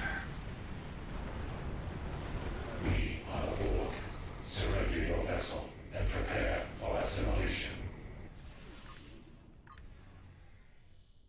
Sensors confirm that the transwarp conduit has been destroyed. I think it's more impressed it was only a 50% disaster, not a complete one yet. We'll need to send an away team there to look for survivors. Yeah, and the Newton, if it is a carrier, I look forward to seeing whatever batch of interesting carrier accessories that it could potentially have. And if it is a carrier, speaking hypothetically from a market perspective, that would mean for market play that Scramble Fighters would probably see a jump in price. I don't know what Scramble Fighters is at right now, but if it's still on the cheaper side based on recent, the recent influx of supply from the recent promo drop,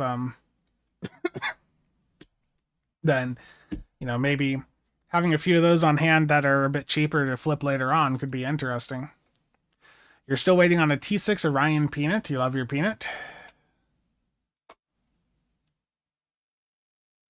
I do look forward to the Kelvin bundle. I did go in and I picked up some Zen, so I have enough to get it. Yeah. Tuesday. What did you miss? You missed everything.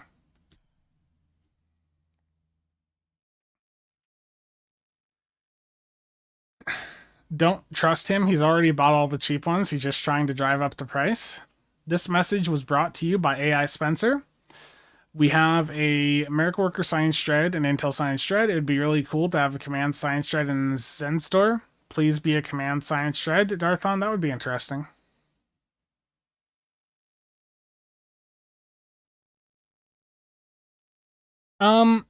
If you're rerolling space weapons, then just generally any combo of crit D and damage. I wouldn't bother with crit H on the weapons. I would do crit D or damage.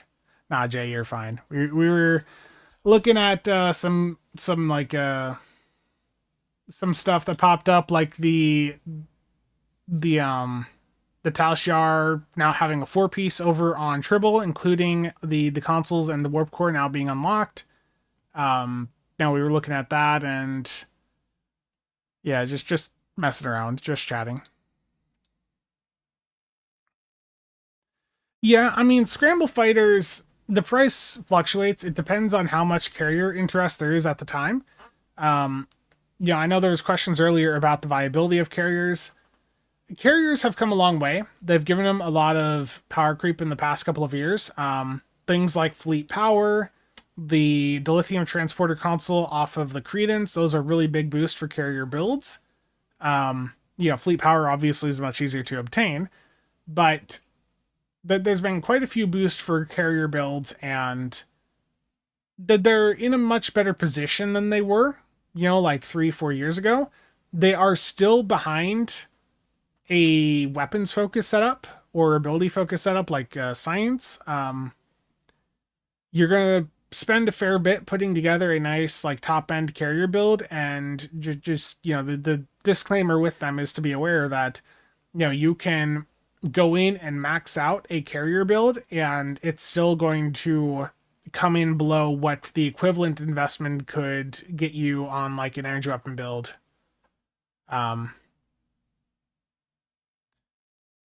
Nice.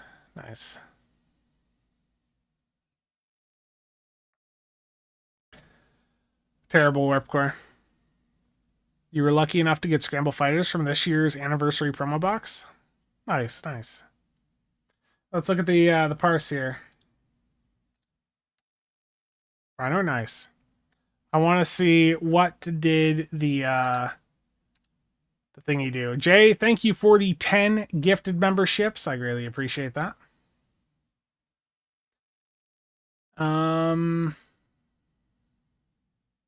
Bird of Prey Alpha. That's probably the worst showing for the Bird of Prey console I've seen so far. Only like 70k. The GOM 2 console 39. Yeah, that just wasn't like good for me. Okay.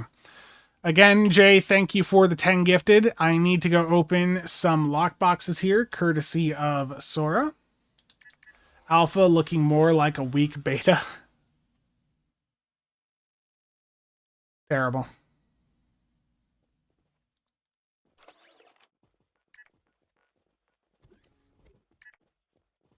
Yeah, Darthon, that is an issue with the really heavy pet builds also. The really heavy pet builds, you can only boost up so many of the pets. Like something like Fleet Power, the console off the credence, they can only affect 12 pets. So as soon as you have more than 12, you're in a position where you may not be giving your most impactful pets a buff. Like that is certainly an issue. Like there's a lot of stuff out there for these carrier builds, but I think the issue is that when you have some of these like summons builds that can get like 100 plus pets out, if Gibbs is still around, Gibbs has done stuff like that before, like 100 plus summons, and like you can't buff all of them up. Like it's really fun for the immersion, the idea that you're summoning in like an entire fleet, but for the actual performance, you just can't boost everything up to the fullest extent. Would they ever put Breen Free Fire into one of the boxes? The promo box, but are they ever going to put it into like a DOF pack? No.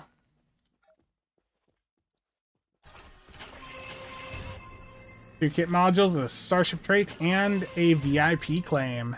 Sor, again, thank you for the gamble. Of all the options of the 15th Classic Fill Bundle, which ship is most worth the coupon? The Corolla. The Corolla's accessories are just too good. The Corolla has like a top tier trait and console for beam builds. The console I even use on my energy weapon or like my cannon builds. The boost that provides the broadside playstyle is massive. If you already own the Corolla, the Corolla has Barbie, yeah, that too. The Shangri-La console's pretty good. The Arc Royal's a really good platform. The Pioneer 2, unfortunately, is just Space Barbie. The accessories off the Pioneer 2 are like extremely underpowered. They are very, very, very weak.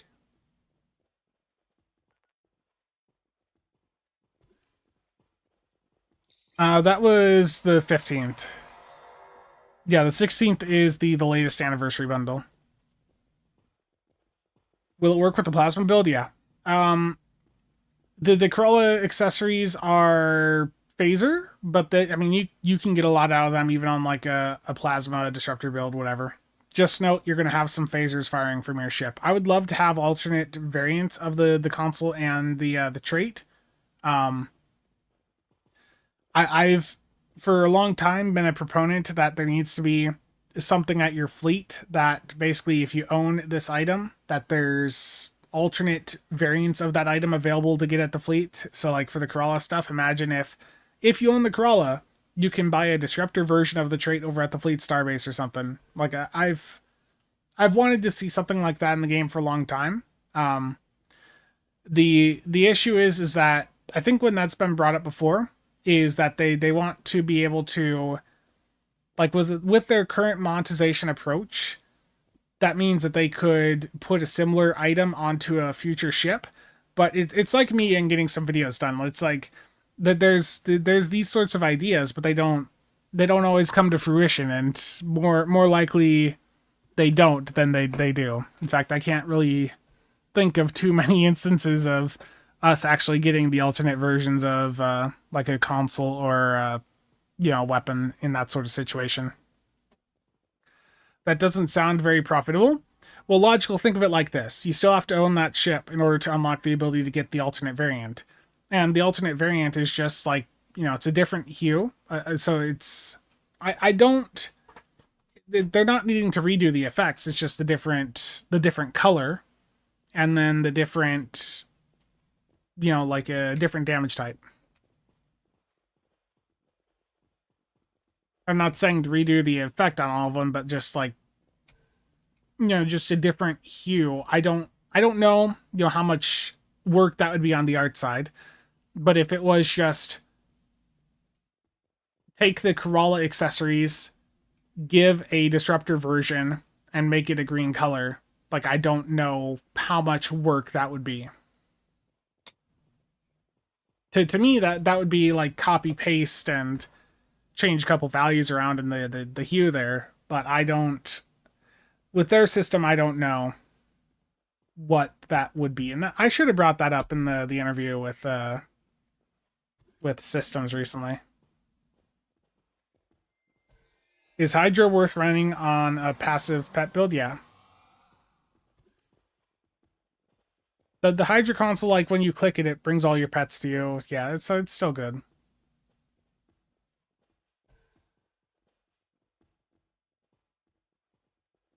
Well, yeah, that is the point that they'd make logical, but they don't do that. And the issue is that they want to be creative with future editions, right? So it's not that they don't want everything moving forward to just be copy paste of something existing. I mean, don't get me wrong, that makes some development easier, but they want to be creative and introduce new things. So I know that that's the point that they would make, but in practice, we haven't really seen that much.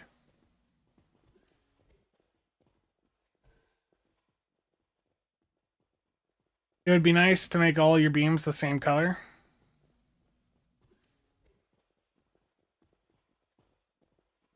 Terrible. Okay. Oh yeah, it is an upgrade event too. So if you guys have any gear you need to upgrade, like this is the time to do so. I apparently have some random weapons here. I don't think I have Phoenix upgrades on this character. I've got a couple. That's not enough to do anything fun. I think all my Phoenix upgrades are over on casual right now.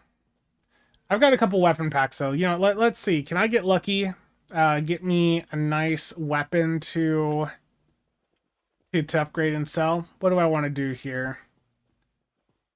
Pulse phasers always do really well. Pulse phasers for the immersion always get a lot of attention. So let's just grab 3 of those weapon packs, and then I'm going to go over to my... Oh, I can do another 16. Okay. We're going to make this a bit more fun. Actually, you know what? I should be doing Kelvin. There's no Omni in the Kelvin pack, but... we've got the Kelvin bundle dropping in a couple days. I wonder if Kelvin phasers are going to see an increase in demand. Or the Kelvin torpedoes. Now, watch me do this, and then they they like update the pack on Tuesday to allow it to drop omnis or something. Yeah, but I think having like a set of Kelvin beams to like sell up on the market could be interesting for the Kelvin bundle.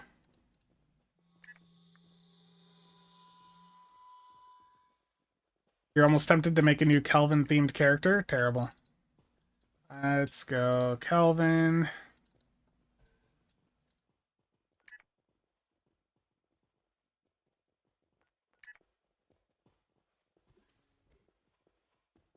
Yeah. What a well-designed UI. I mean, yeah, I've said this for years. The UI for like opening weapon packs is garbage. Um,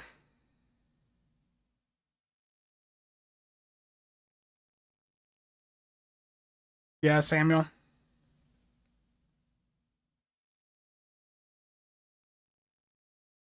I haven't been on my weapon pack opener in a while. Yeah, I mean, and you know that they have talked about wanting to put more space stuff into the bundles because they know that, you know, we we don't want just more, you know, ground stuff. Like there's only so many ground items I think we need, you know? Okay, let me get these beam packs here. And I think the Kelvins, they're just going to open. Yeah, Kelvin Starship weapon. I wonder if I go to Tribble, because it looks like Tribble's got some upcoming code loaded. Before I open these Kelvin packs, I want to see is there any change that's been done over on Tribble? Like, you know, is there like a surprise Omni over there or something?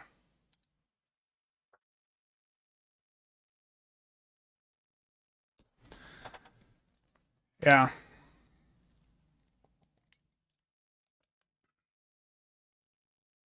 Yeah, the Kelvin stuff I'm really excited for. I am very, very hyped for the Kelvin bundle.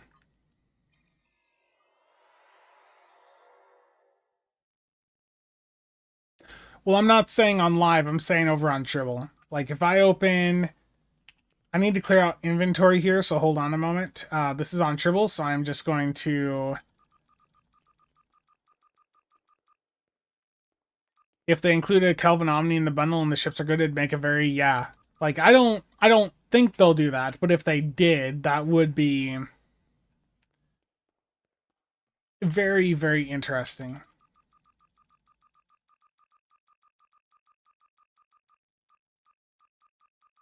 Hope they give an updated Vengeance with the bundle. No, that's not gonna happen. Gotta give us the Narada. The Narada's a separate lockbox ship. You think the Kelvin bundle is awesome? I'm looking forward to seeing what all it contains.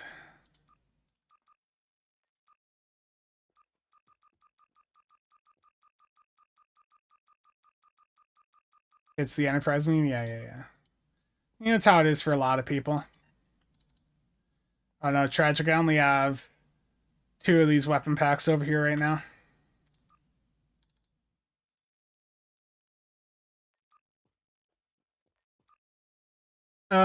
Okay, so the text hasn't changed. I'm gonna guess that there's no change here, so I'll just open the 2.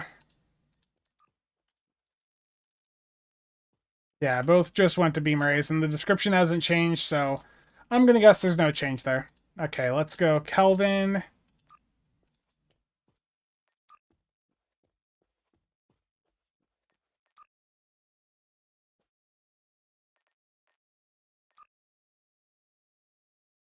And Pundis, to be clear, I think I saw this in the Discord. The for the video that's going to premiere on Tuesday, there was something mentioned about the turrets on the ship in the video do move because it's like animated, but the final in-game version does not. Correct? Oh no. Okay. I thought I was about to get disconnected there. Okay.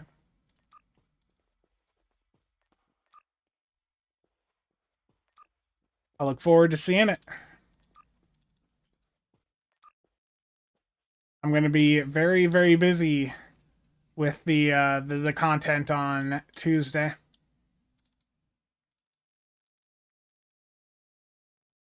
Okay, I got 4 pulse phaser beam arrays, so no luck there. Now let's see what the Kelvin weapons get me.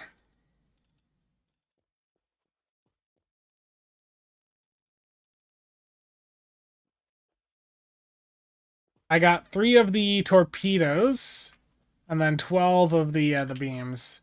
I also just realized that you're supposed to open these at like a level 11 through 19 character to get them at Mark 4. Yeah, you need to open them at Mark 4 if you want to get them very rare. Some of the older lockbox weapons are like this. I forgot. And for the Kelvin torpedoes, damn, I mean, those are almost 20 mil a pop. Let's go. I'll put these up as the cheapest on the market. 17 mil per for the 3. I can't actually sell them. Hold on. Is this going to be the classic case of just need to clear a little bit of space out?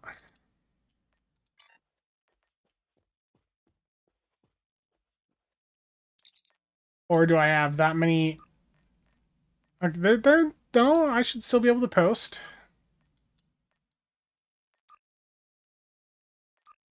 I just couldn't post from overflow.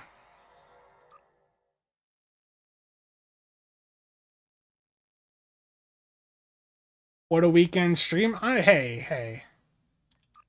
Look, people need their Kelvin beams for the immersion.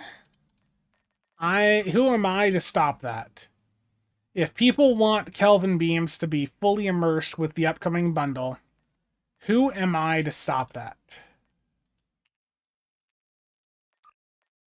I am getting a bunch of these Kelvin weapons, which will then promptly be undercut by some of you watching, and will end up bouncing back to me in a week, but, yeah.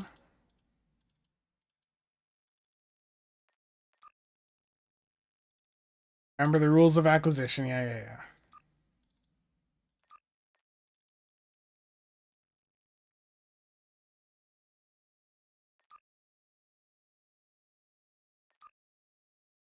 There we go.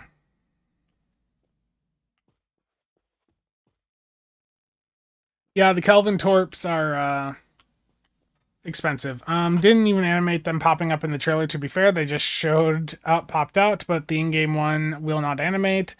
The turrets will be behind locked doors. Gotcha.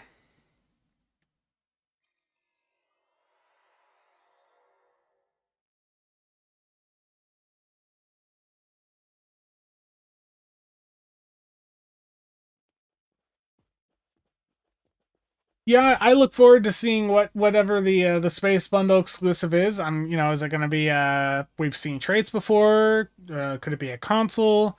Could it be a weapon like an Omni Kelvin? I think that'd be cool. The Kelvin torpedoes are very pretty.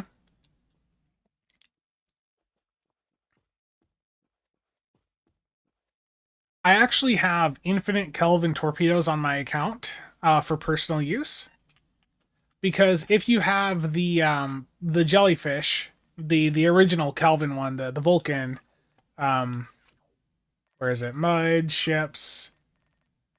The Vulcan jellyfish here, the scout vessel. If you have this on account wide unlock from the muds, was it beyond whatever bundle? Like you get the quad Kelvins on this, and they're infinitely reclaimable. So you can have like 4 or 5 of them on a ship and just spam out torpedoes. They're slightly different, like smaller visual, but yeah,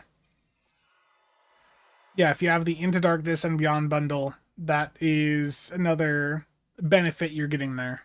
You're getting peak Kelvin immersion.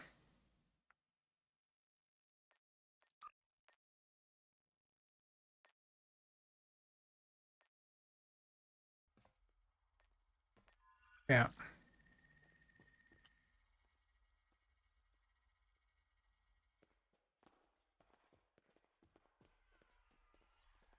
SLB, if you're talking about like for endeavors, I think a rainbow build on one character is perfectly fine. Like for my space endeavors, I have like just a rainbow build that I use that just annihilates it. Unless you choose the vengeance like a beta. Oh no. I need, speaking of endeavors, I need to get my ground one done.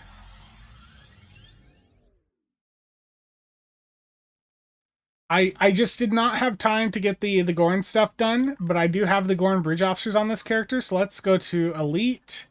Let's go Jupiter Station Showdown. I want to see these Gorns in action.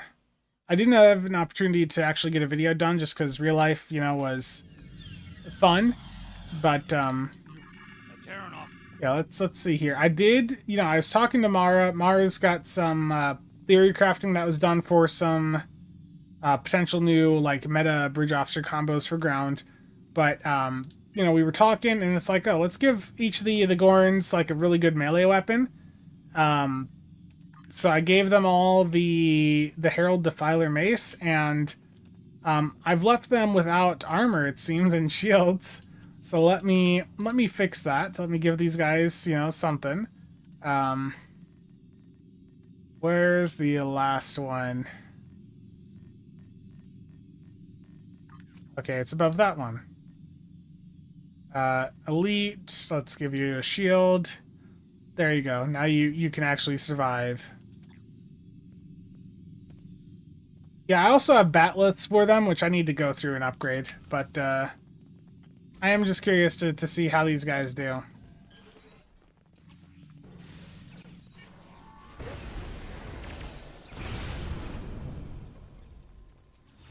Look at them throwing their rocks.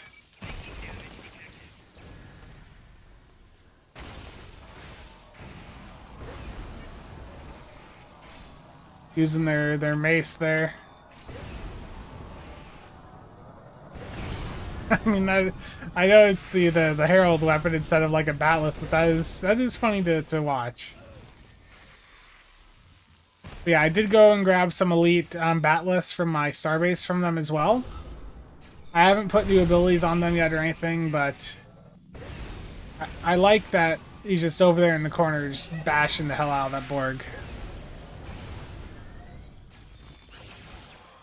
They all have maces. You effectively made a team of Kremlins.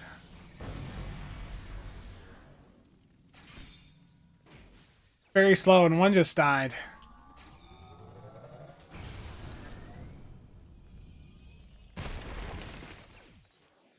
I mean, it's immersive to see. I spend way too much time throwing rocks. Yeah. Go get her.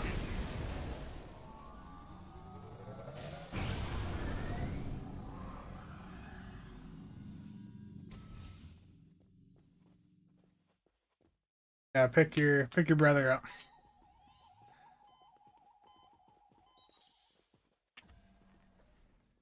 Let's see here. I'm gonna grab a random ground weapon. I don't remember the last time I used that. Arc welder.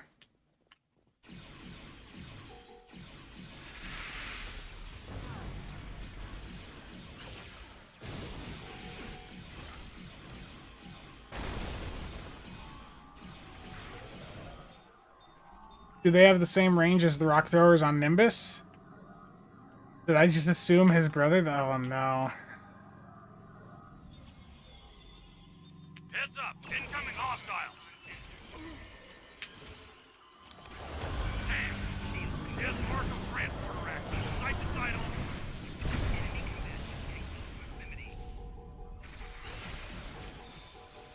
I mean, they've got pretty good range on the rock throws. I mean, look at that. Two of them right at the same time. You're clear to proceed. Get to the transporter room.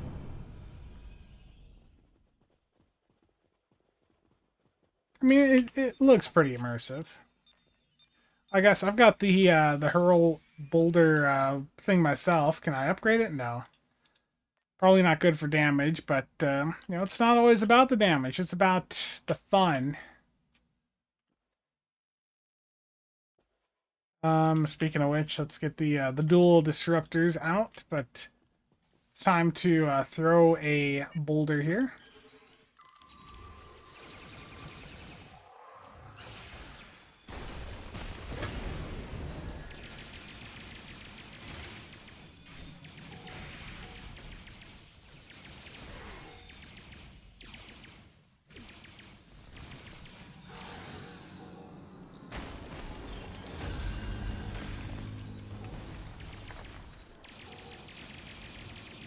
This is proper Klingon gameplay right here.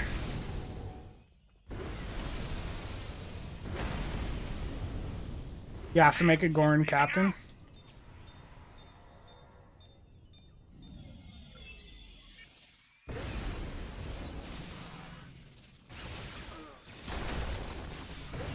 Not as much damage that time. It's definitely not a damage kit module. It's an immersion one.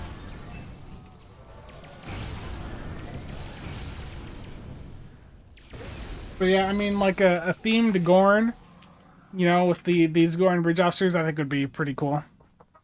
Do the dual sniper pistols have pistol or the rifle range? I think it's Good news is she only has access to site-to-site beaming. Bad news, she what is the beams range here? someday. If she can bypass our transporter security, it's only a matter of time before she gets past security there. 15-meter range, so pistol. Yeah. There's also a request for me to put like the like one of the Tholian things on these guys. Do I have any of the Tholian things left? Oh yeah, they're actually like perfectly sized for the Tholian shock trooper cannon. Oh, that's sort of interesting to see. Let's go. Let's do another ground weapon. Modified phaser pistol. This is the new Lobi one. I haven't used it too much. Good news is glad to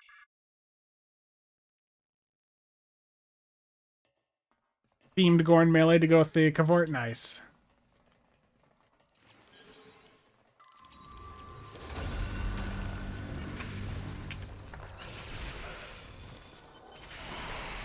take down 4 drones to drop our shield. Shield is down. Now's your chance. Open fire.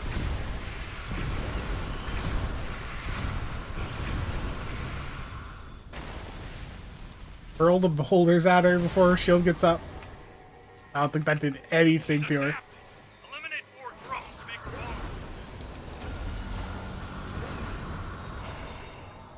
vulnerable. No. Tragic.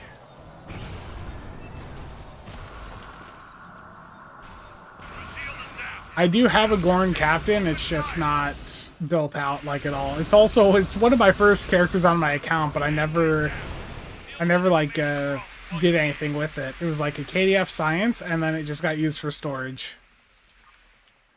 Which Gorn model is best? Terrible. Starfleet intelligence is on the way to Attack has gone. Duty calls, I'm afraid. I need to make sure. Terrible chaps.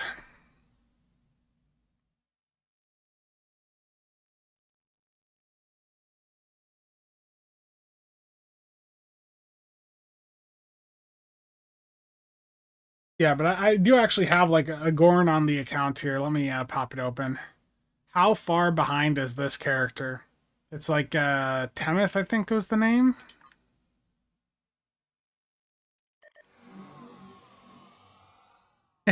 Yeah. Terrible chaps. I've got a Gorn right here. You can see exactly what it's been doing.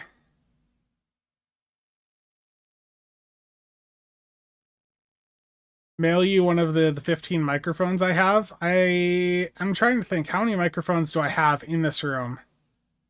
I don't have 15.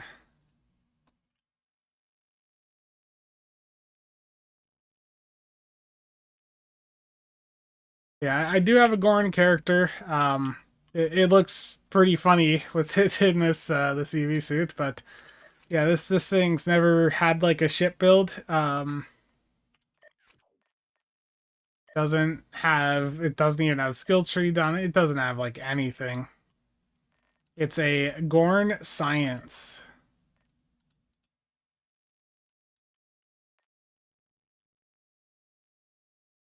Return to the airlock.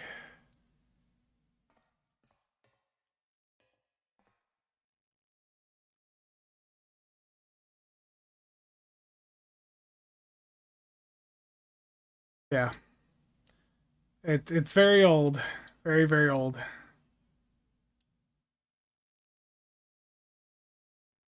Spencer said the Cage pistol is an RP immersion pistol. Mara says it's the second best in the game. I'm pretty sure when I did my discussion about the Lobby stuff, did I not reference I don't really do ground? And or did I like just not really talk about it much? Yeah, this is like the Wrath of Khan one that they gave us for signing into the game with the Arc launcher many years ago. Yeah. Oh no.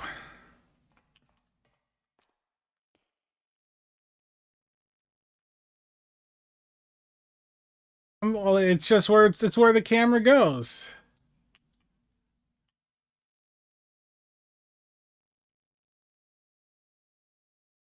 But yeah, a Gorn themed character with the new Gorn Bridge Officers, I think would be a fun idea for some people. Let's see here.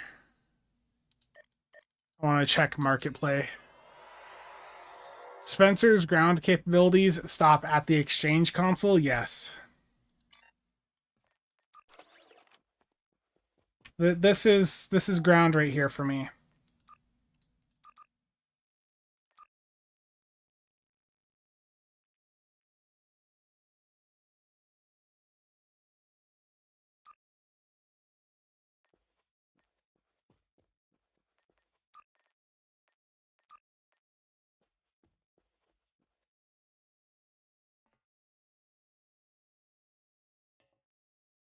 What ship should the Gorn fly? Do not say the Gorn fighter.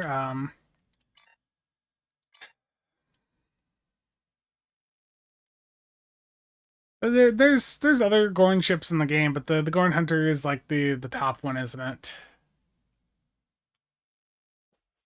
I don't know. Just put it in another KDF ship. I mean, there is. What are the Gorn offerings here again? Klingon, Gorn. They don't. It's like this thing's one of the Gorn ships, right? Yeah, the Gorn multi-mission. Oof.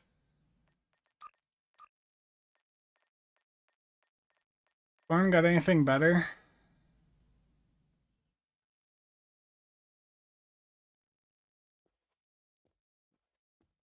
No, no. The Gorn needs some more ships. Needs some more of the Strange New Worlds ones. The support carrier has an alternative Gorn skin. I mean, I do like this aspect of the ships here, like the now for science ships that like the little uh pods sticking out. That's cool, but I can't say the rest of the design does too much for me.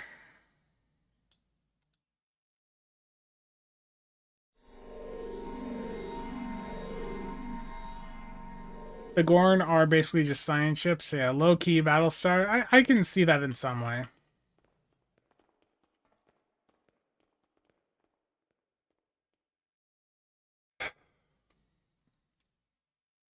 Terrible.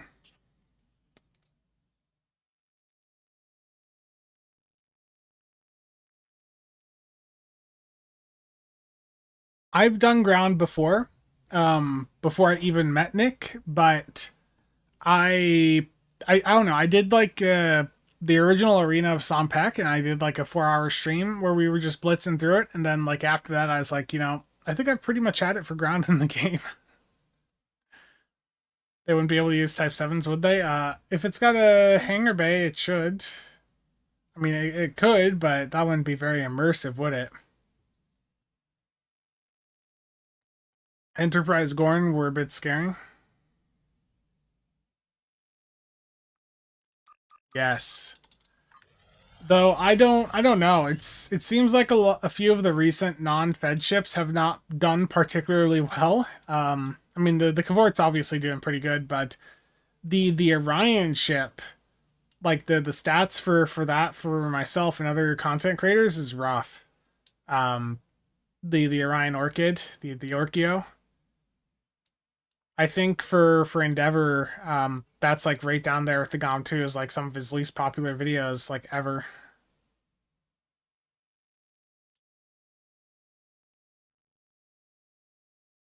Yeah.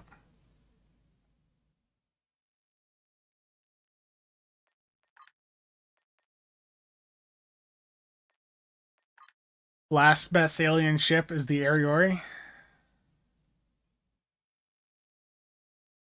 Orion ships peaked with the Blackguard.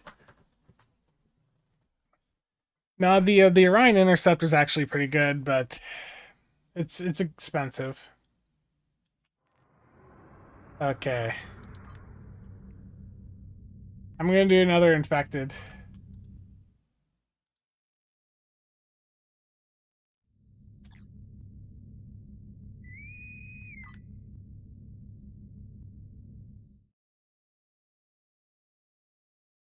Hold on for a second.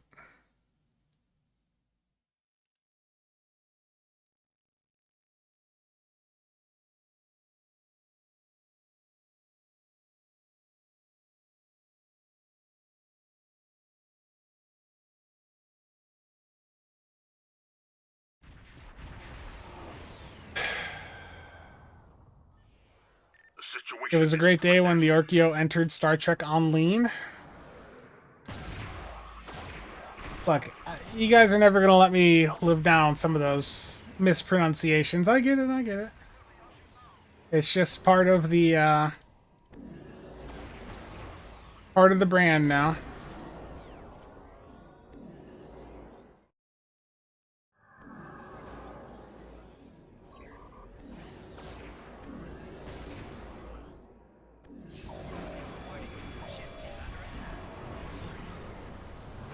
Scanning the nanite transport.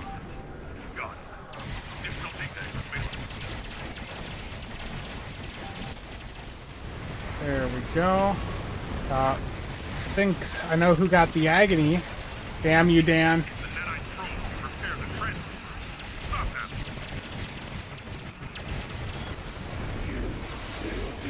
Dan with the engineer in a Benthin. Oh no.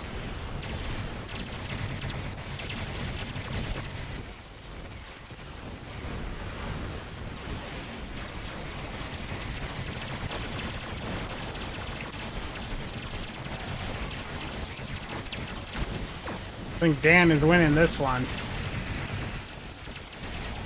I can't keep up with that Benthin. He's blitzing past me. These damn engineers, how dare they? Yeah, Samuel, that's still gonna be a thing. It's just that I got sidetracked with other things, and then other things sidetracked me, and then other things sidetracked me. However, our scans That's still going to happen. It's just things happen.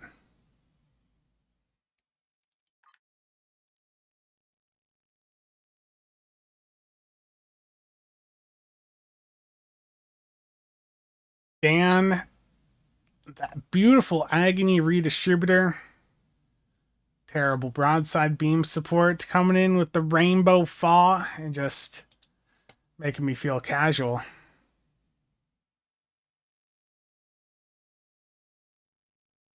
Barrier makes an amazing Icecon fall platform. Will we be getting a Sagan build on the builds channel? Oh no. Just wanted to hijack one stream TFO. The Lithium Lace 342. The Spirewave's doing well. Resonance Shock. Bird of Prey Alpha. Damn. Look at the Bird of Preys there. What happened? It really popped off. Damn. 130k for the alpha and 63.5 for the beta.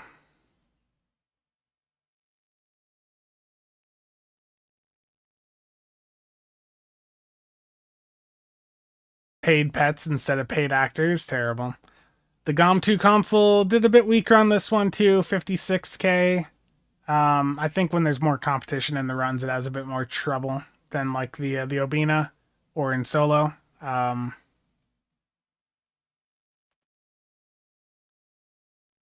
Yeah, the pets are really good.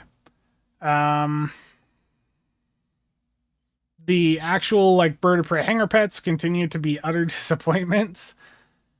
You were slacking, so your pets had to step up.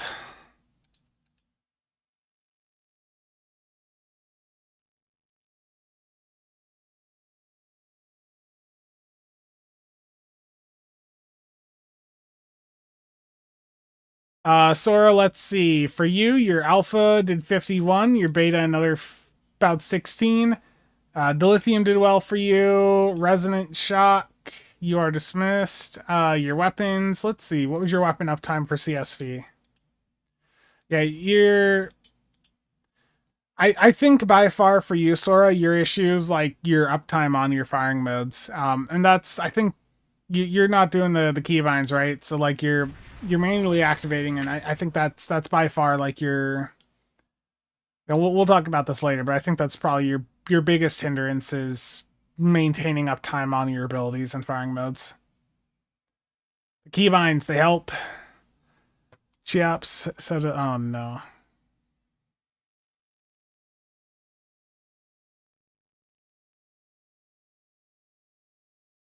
Hold on a second, chat.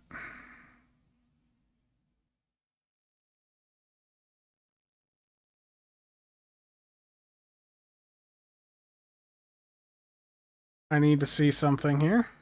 Playback and download. I need to check my doorbell.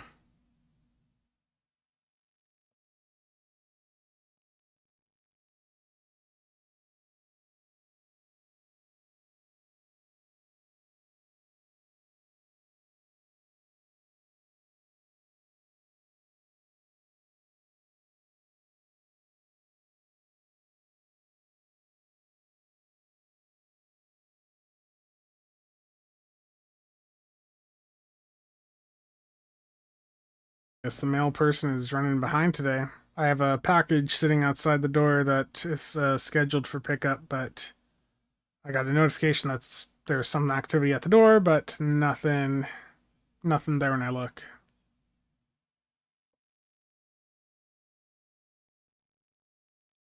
Alan, how's it going? Um,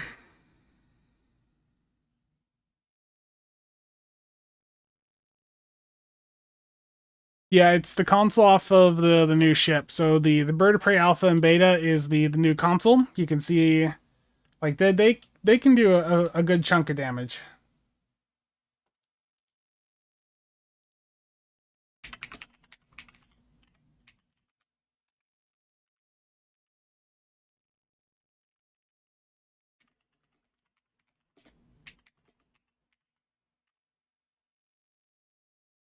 The mail always arrives precisely when it's meant to. The mail lady here, she's usually here. I'd say most days, like 10 to noon. But today, I mean, it is pretty warm here. Pretty warm. Weekend probably just running a little bit behind. It's fine. So long as the pickup happens today, it's good.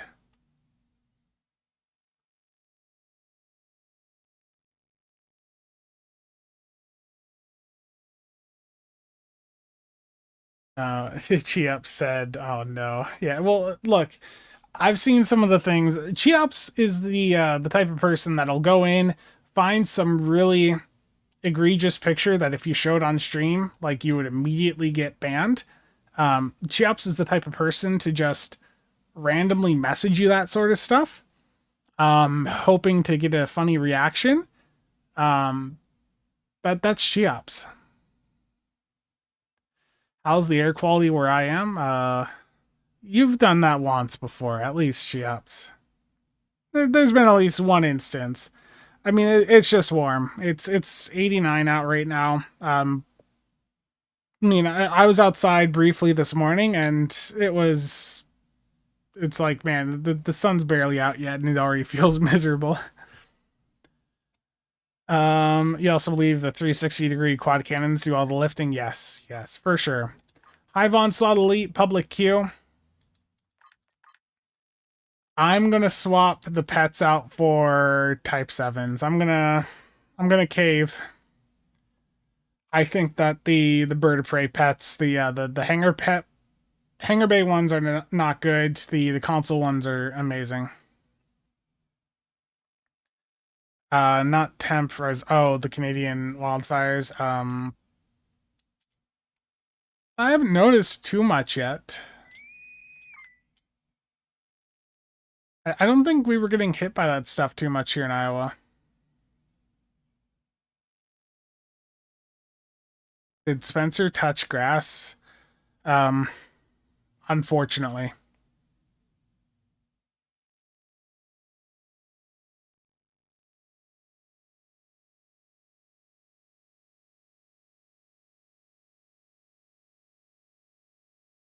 Yeah, I think it's more of the northeastern US that's been hit by that stuff a bit more.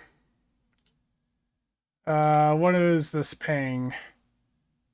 Oh boy.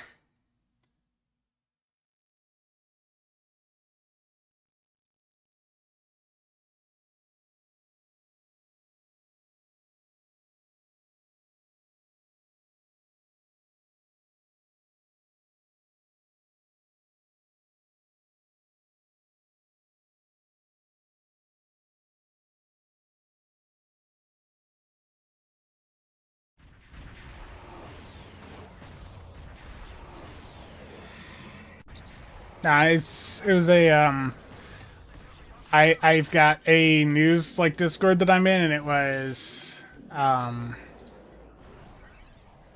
some terrible real world stuff. The KCB, yeah, I mean the kinetic cutting beam is still like a viable option, especially like a budget level. Like that's benefiting from fleet power as well, so like on builds using fleet power and the two-piece, like it can legitimately do really well. Like if you don't have like the Credence console and the other toys that remove weapon power cost, that is a nice, very accessible alternative.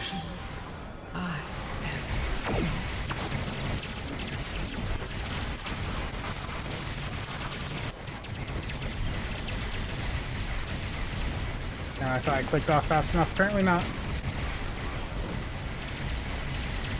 I am not hitting this thing with my actual forward weapons. Okay, can I get a different cube?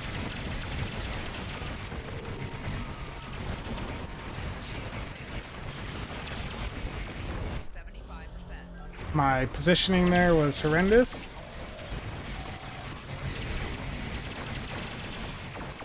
This is one of those times where I could feel that I just haven't played too much recently.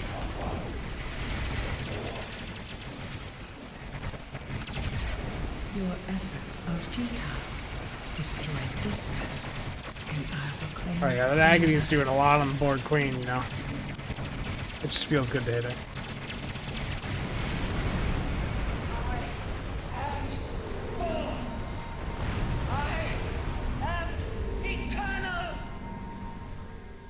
This is not the end.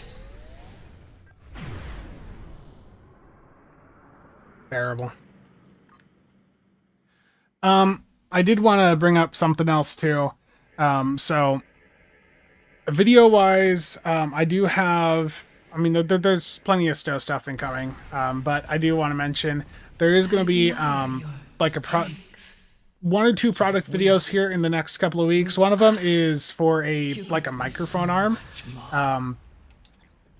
Then there's another one that's a mouse that reached out to me the other day.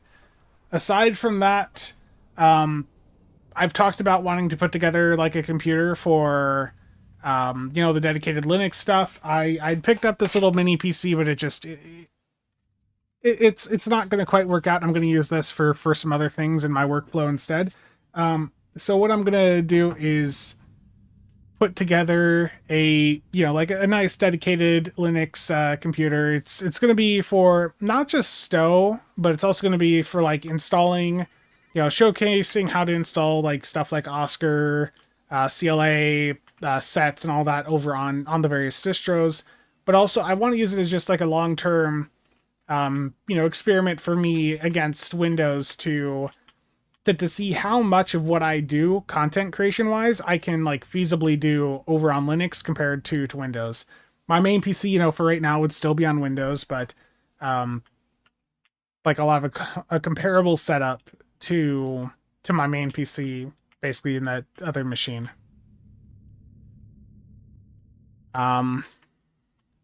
So I did reach out to a variety of companies just to, I got like a media kit put together, reached out to some places just to see if they'd be interested in participating and sending parts over for like a build.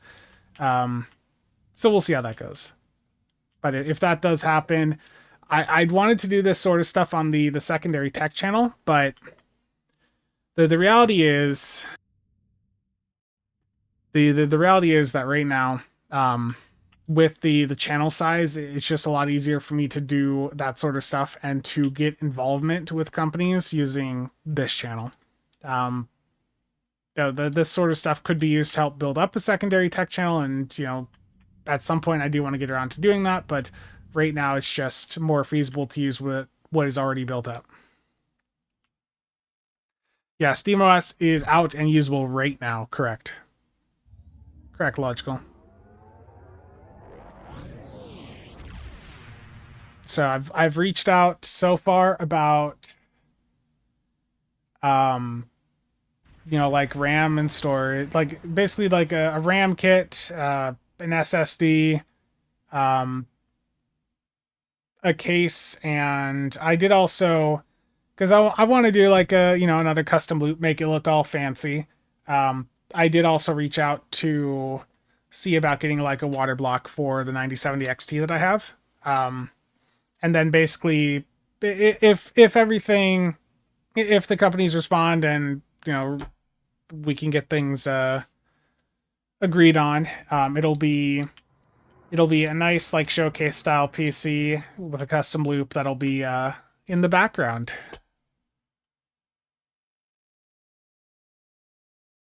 It's just an excuse to make another PC. Yeah, indeed, Mike. It'd be very interesting to keep an eye on people using it long term. Yeah. Cheops, or no, that was Jay that said workflow. I for one of the things that one of my other computers is doing, that this mini PC will be perfectly adequate for the workflow that is intended for it. Now, as for what that sort of workflow would be, I have no potential idea what sort of workflow I'd want to have a dedicated machine, doing things for. That's weird. I don't know where that came from, but yeah.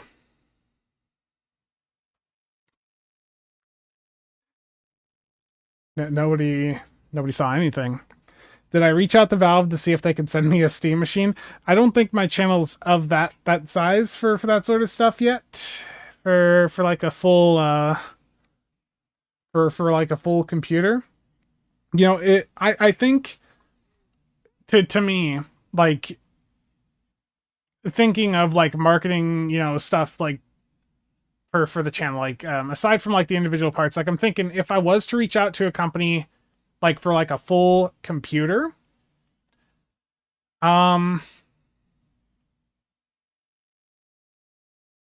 mean they're selling every Steam machine that they can make, Dark Eddie. I'm pretty sure that like as soon as they go in stock, they're all sold out. And their point wasn't to make a bunch of them to sell. It was to basically just to push the development of, Linux gaming. But if I was to reach out to a company for like a full computer, I was almost thinking, we see, for instance, Alienware, and I forgot to mention this in a damn news video. Hold on. IGN. I'm going to drop the link to this in... Oh, is it over? No. IGN. Please tell me it's not over. Am I too slow? No, I'm not. It's still open.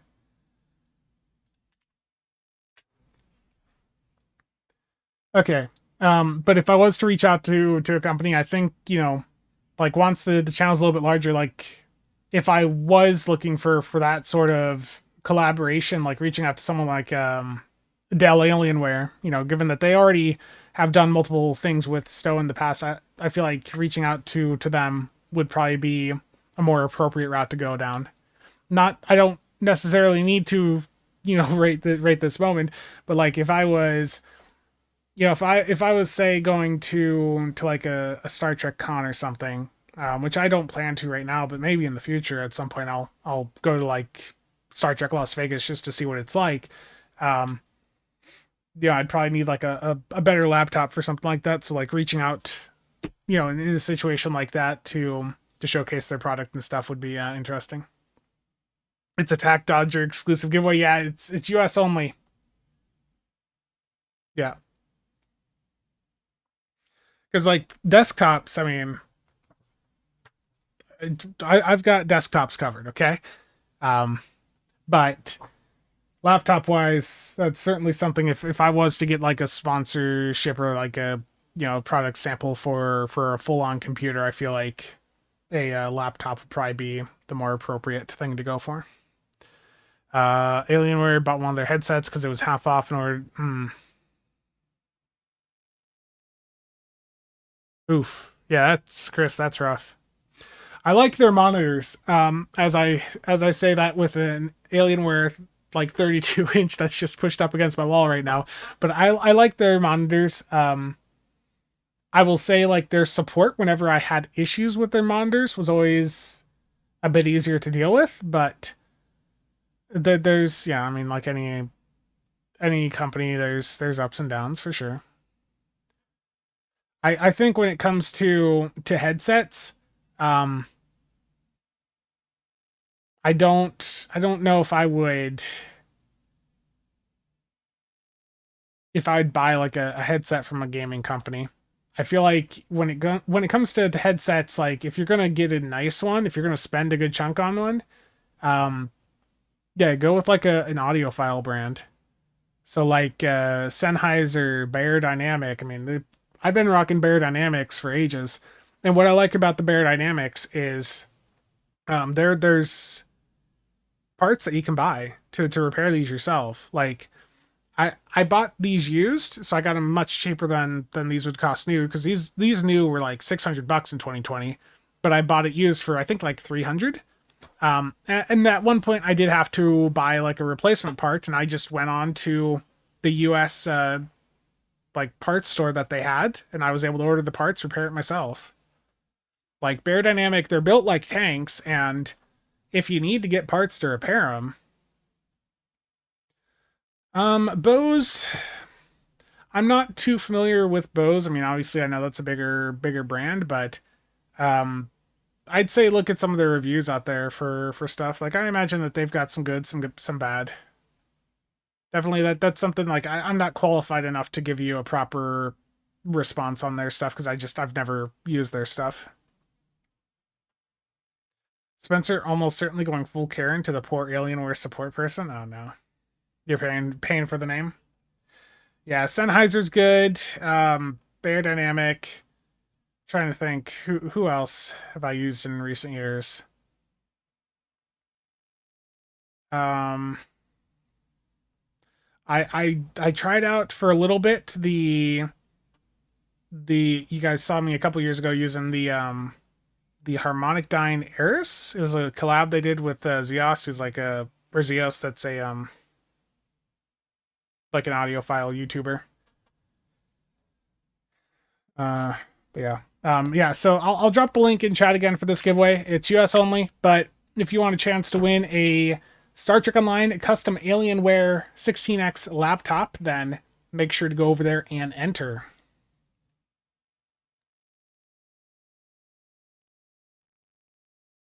Yeah. Yeah, the Beyerdynamics, I've been rocking the DT1990 Pros for ages. I also have the 1770 Pros, like that are closed back. They're both really good headphones. What are these worth now? I bought both of them used, and then I bought the replacement parts. I just want to see, what is DT 1990 Pro? Okay, that's the Mark II. Is $700. Jeez. Yeah, you can buy like used or refurbished for like 300, which is a lot for headphones. I get that. But yeah, even this is the company that does the replacement parts for Beyerdynamic here in the US, Consolidated Sound Services. You can buy like an entire refurbished headphone from them. I mean that's getting it fully refurbished directly there, so there'd probably be some support that's not terrible for the sound quality they provide. Yeah. Yeah, it's not bad. We're getting really off topic, aren't we, today? It's how these just chatting streams go. Hold on a second. Someone at my door.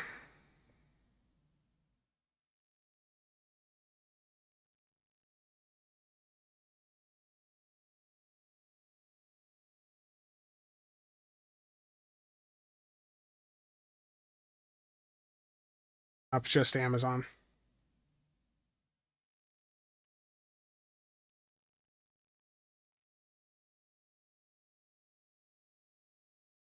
Are there any headphones that can handle Cheop's totally inappropriate audio statements? No. No. Oh yeah, and I did see that stuff. It popped up from Happy Mortal. Avoid the LG monitors after what's been happening with them lately.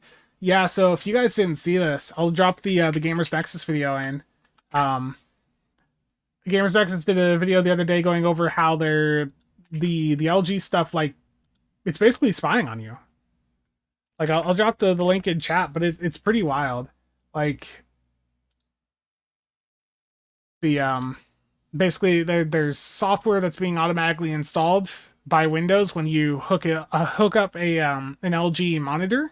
And I know there's other monitors that do the same thing. Like, I know the Alienware stuff, for instance, has the stuff that they install, but like the LG stuff, their TVs and all that, apparently there's a thing in their terms and conditions that you need to, like, by owning this or by using it, like, you understand anything said around it is like being recorded and stuff. It is just extremely concerning.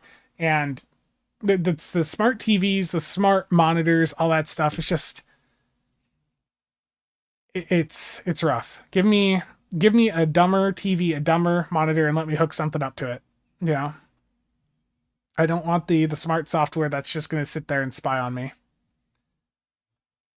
Yeah, I know that there's like edits you can do to prevent the apps auto installing, but it's just like, it's concerning. It's like, man, why does everything have to suck like that nowadays? They tell you to obtain legal consent from visitors to record their voices. Yeah, it's insane.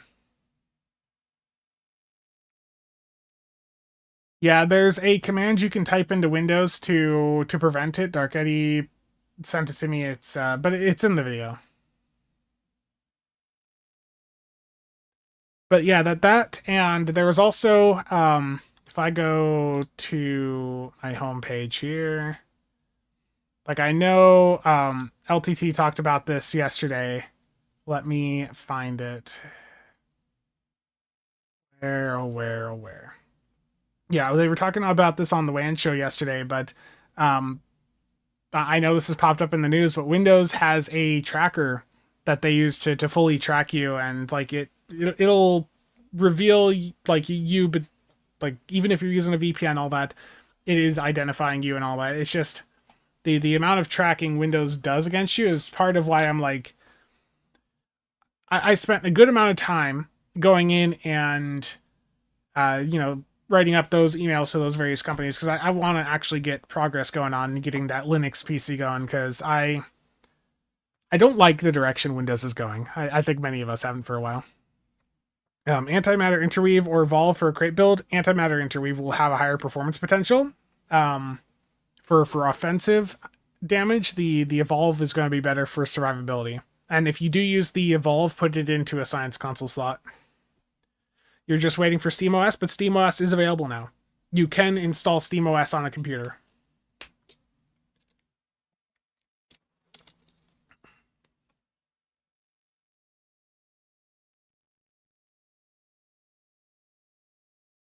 Okay, I'll bring this up on screen. Yeah, so Dark Eddie just mentioned this. Run this as an admin and Windows won't be loading such crapware when it loads a driver. Yeah, to load the policy. Yeah. Yeah, I know. Well, I need to, honestly, like, I need to, like, on the privacy side of things, I want to go through and I've got a Google Pixel. Like, going in, putting Graphene OS on this is, like, something I am very much really starting to consider.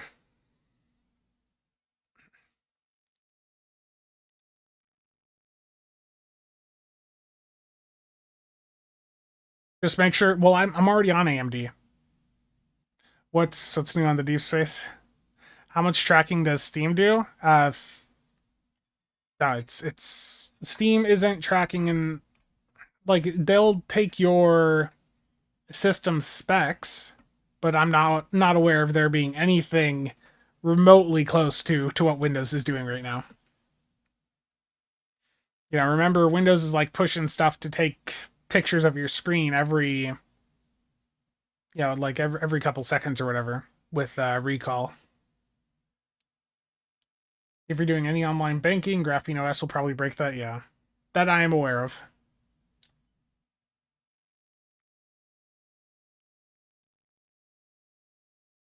Okay. But look, we've been going for about 3 hours, done a lot of just chatting. You know, we got some major developments here with the finding of the Tal Shiar stuff being unlocked. I'll probably put out another news video here in the next little bit, but yeah, I've got you paranoid about having an LG monitor. Yeah, well, it's spying on you. That's what's going on, Logical. It's all watching you. But yeah, I'm gonna wrap things up here. I know, Sora, we've got a one-on-one call after this, so give me a few minutes after the stream and then I'll hop in voice. But again, I want to thank everyone for showing up today. There is videos incoming. There's also a big stream on Tuesday. IRL's disrupted me a little bit to get stuff done throughout the week here, but the Cavort stuff is still coming, the Cavort content. I showed the thumbnail. I'd like to find a better picture for the Cavort in combat, but it's just hard with the angle and all that stuff. Well, John, the TVs are covered with that as well, of like spying on you. Just take a look at the GN video. It goes over all of it. But yeah, I'm gonna wrap this up here, and on the Twitch side, I believe Priority One's doing like this big all day charity stream, so I'll send people over there. Let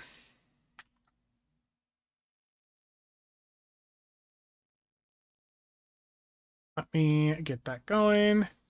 /raid. Yeah, again, thank you all for tuning in. We're sending people over there now. Cavort Pew Pew, yeah. Okay, raid is out on Twitch. Again, thank you all for stopping by. All the casual content is incoming. See you guys around.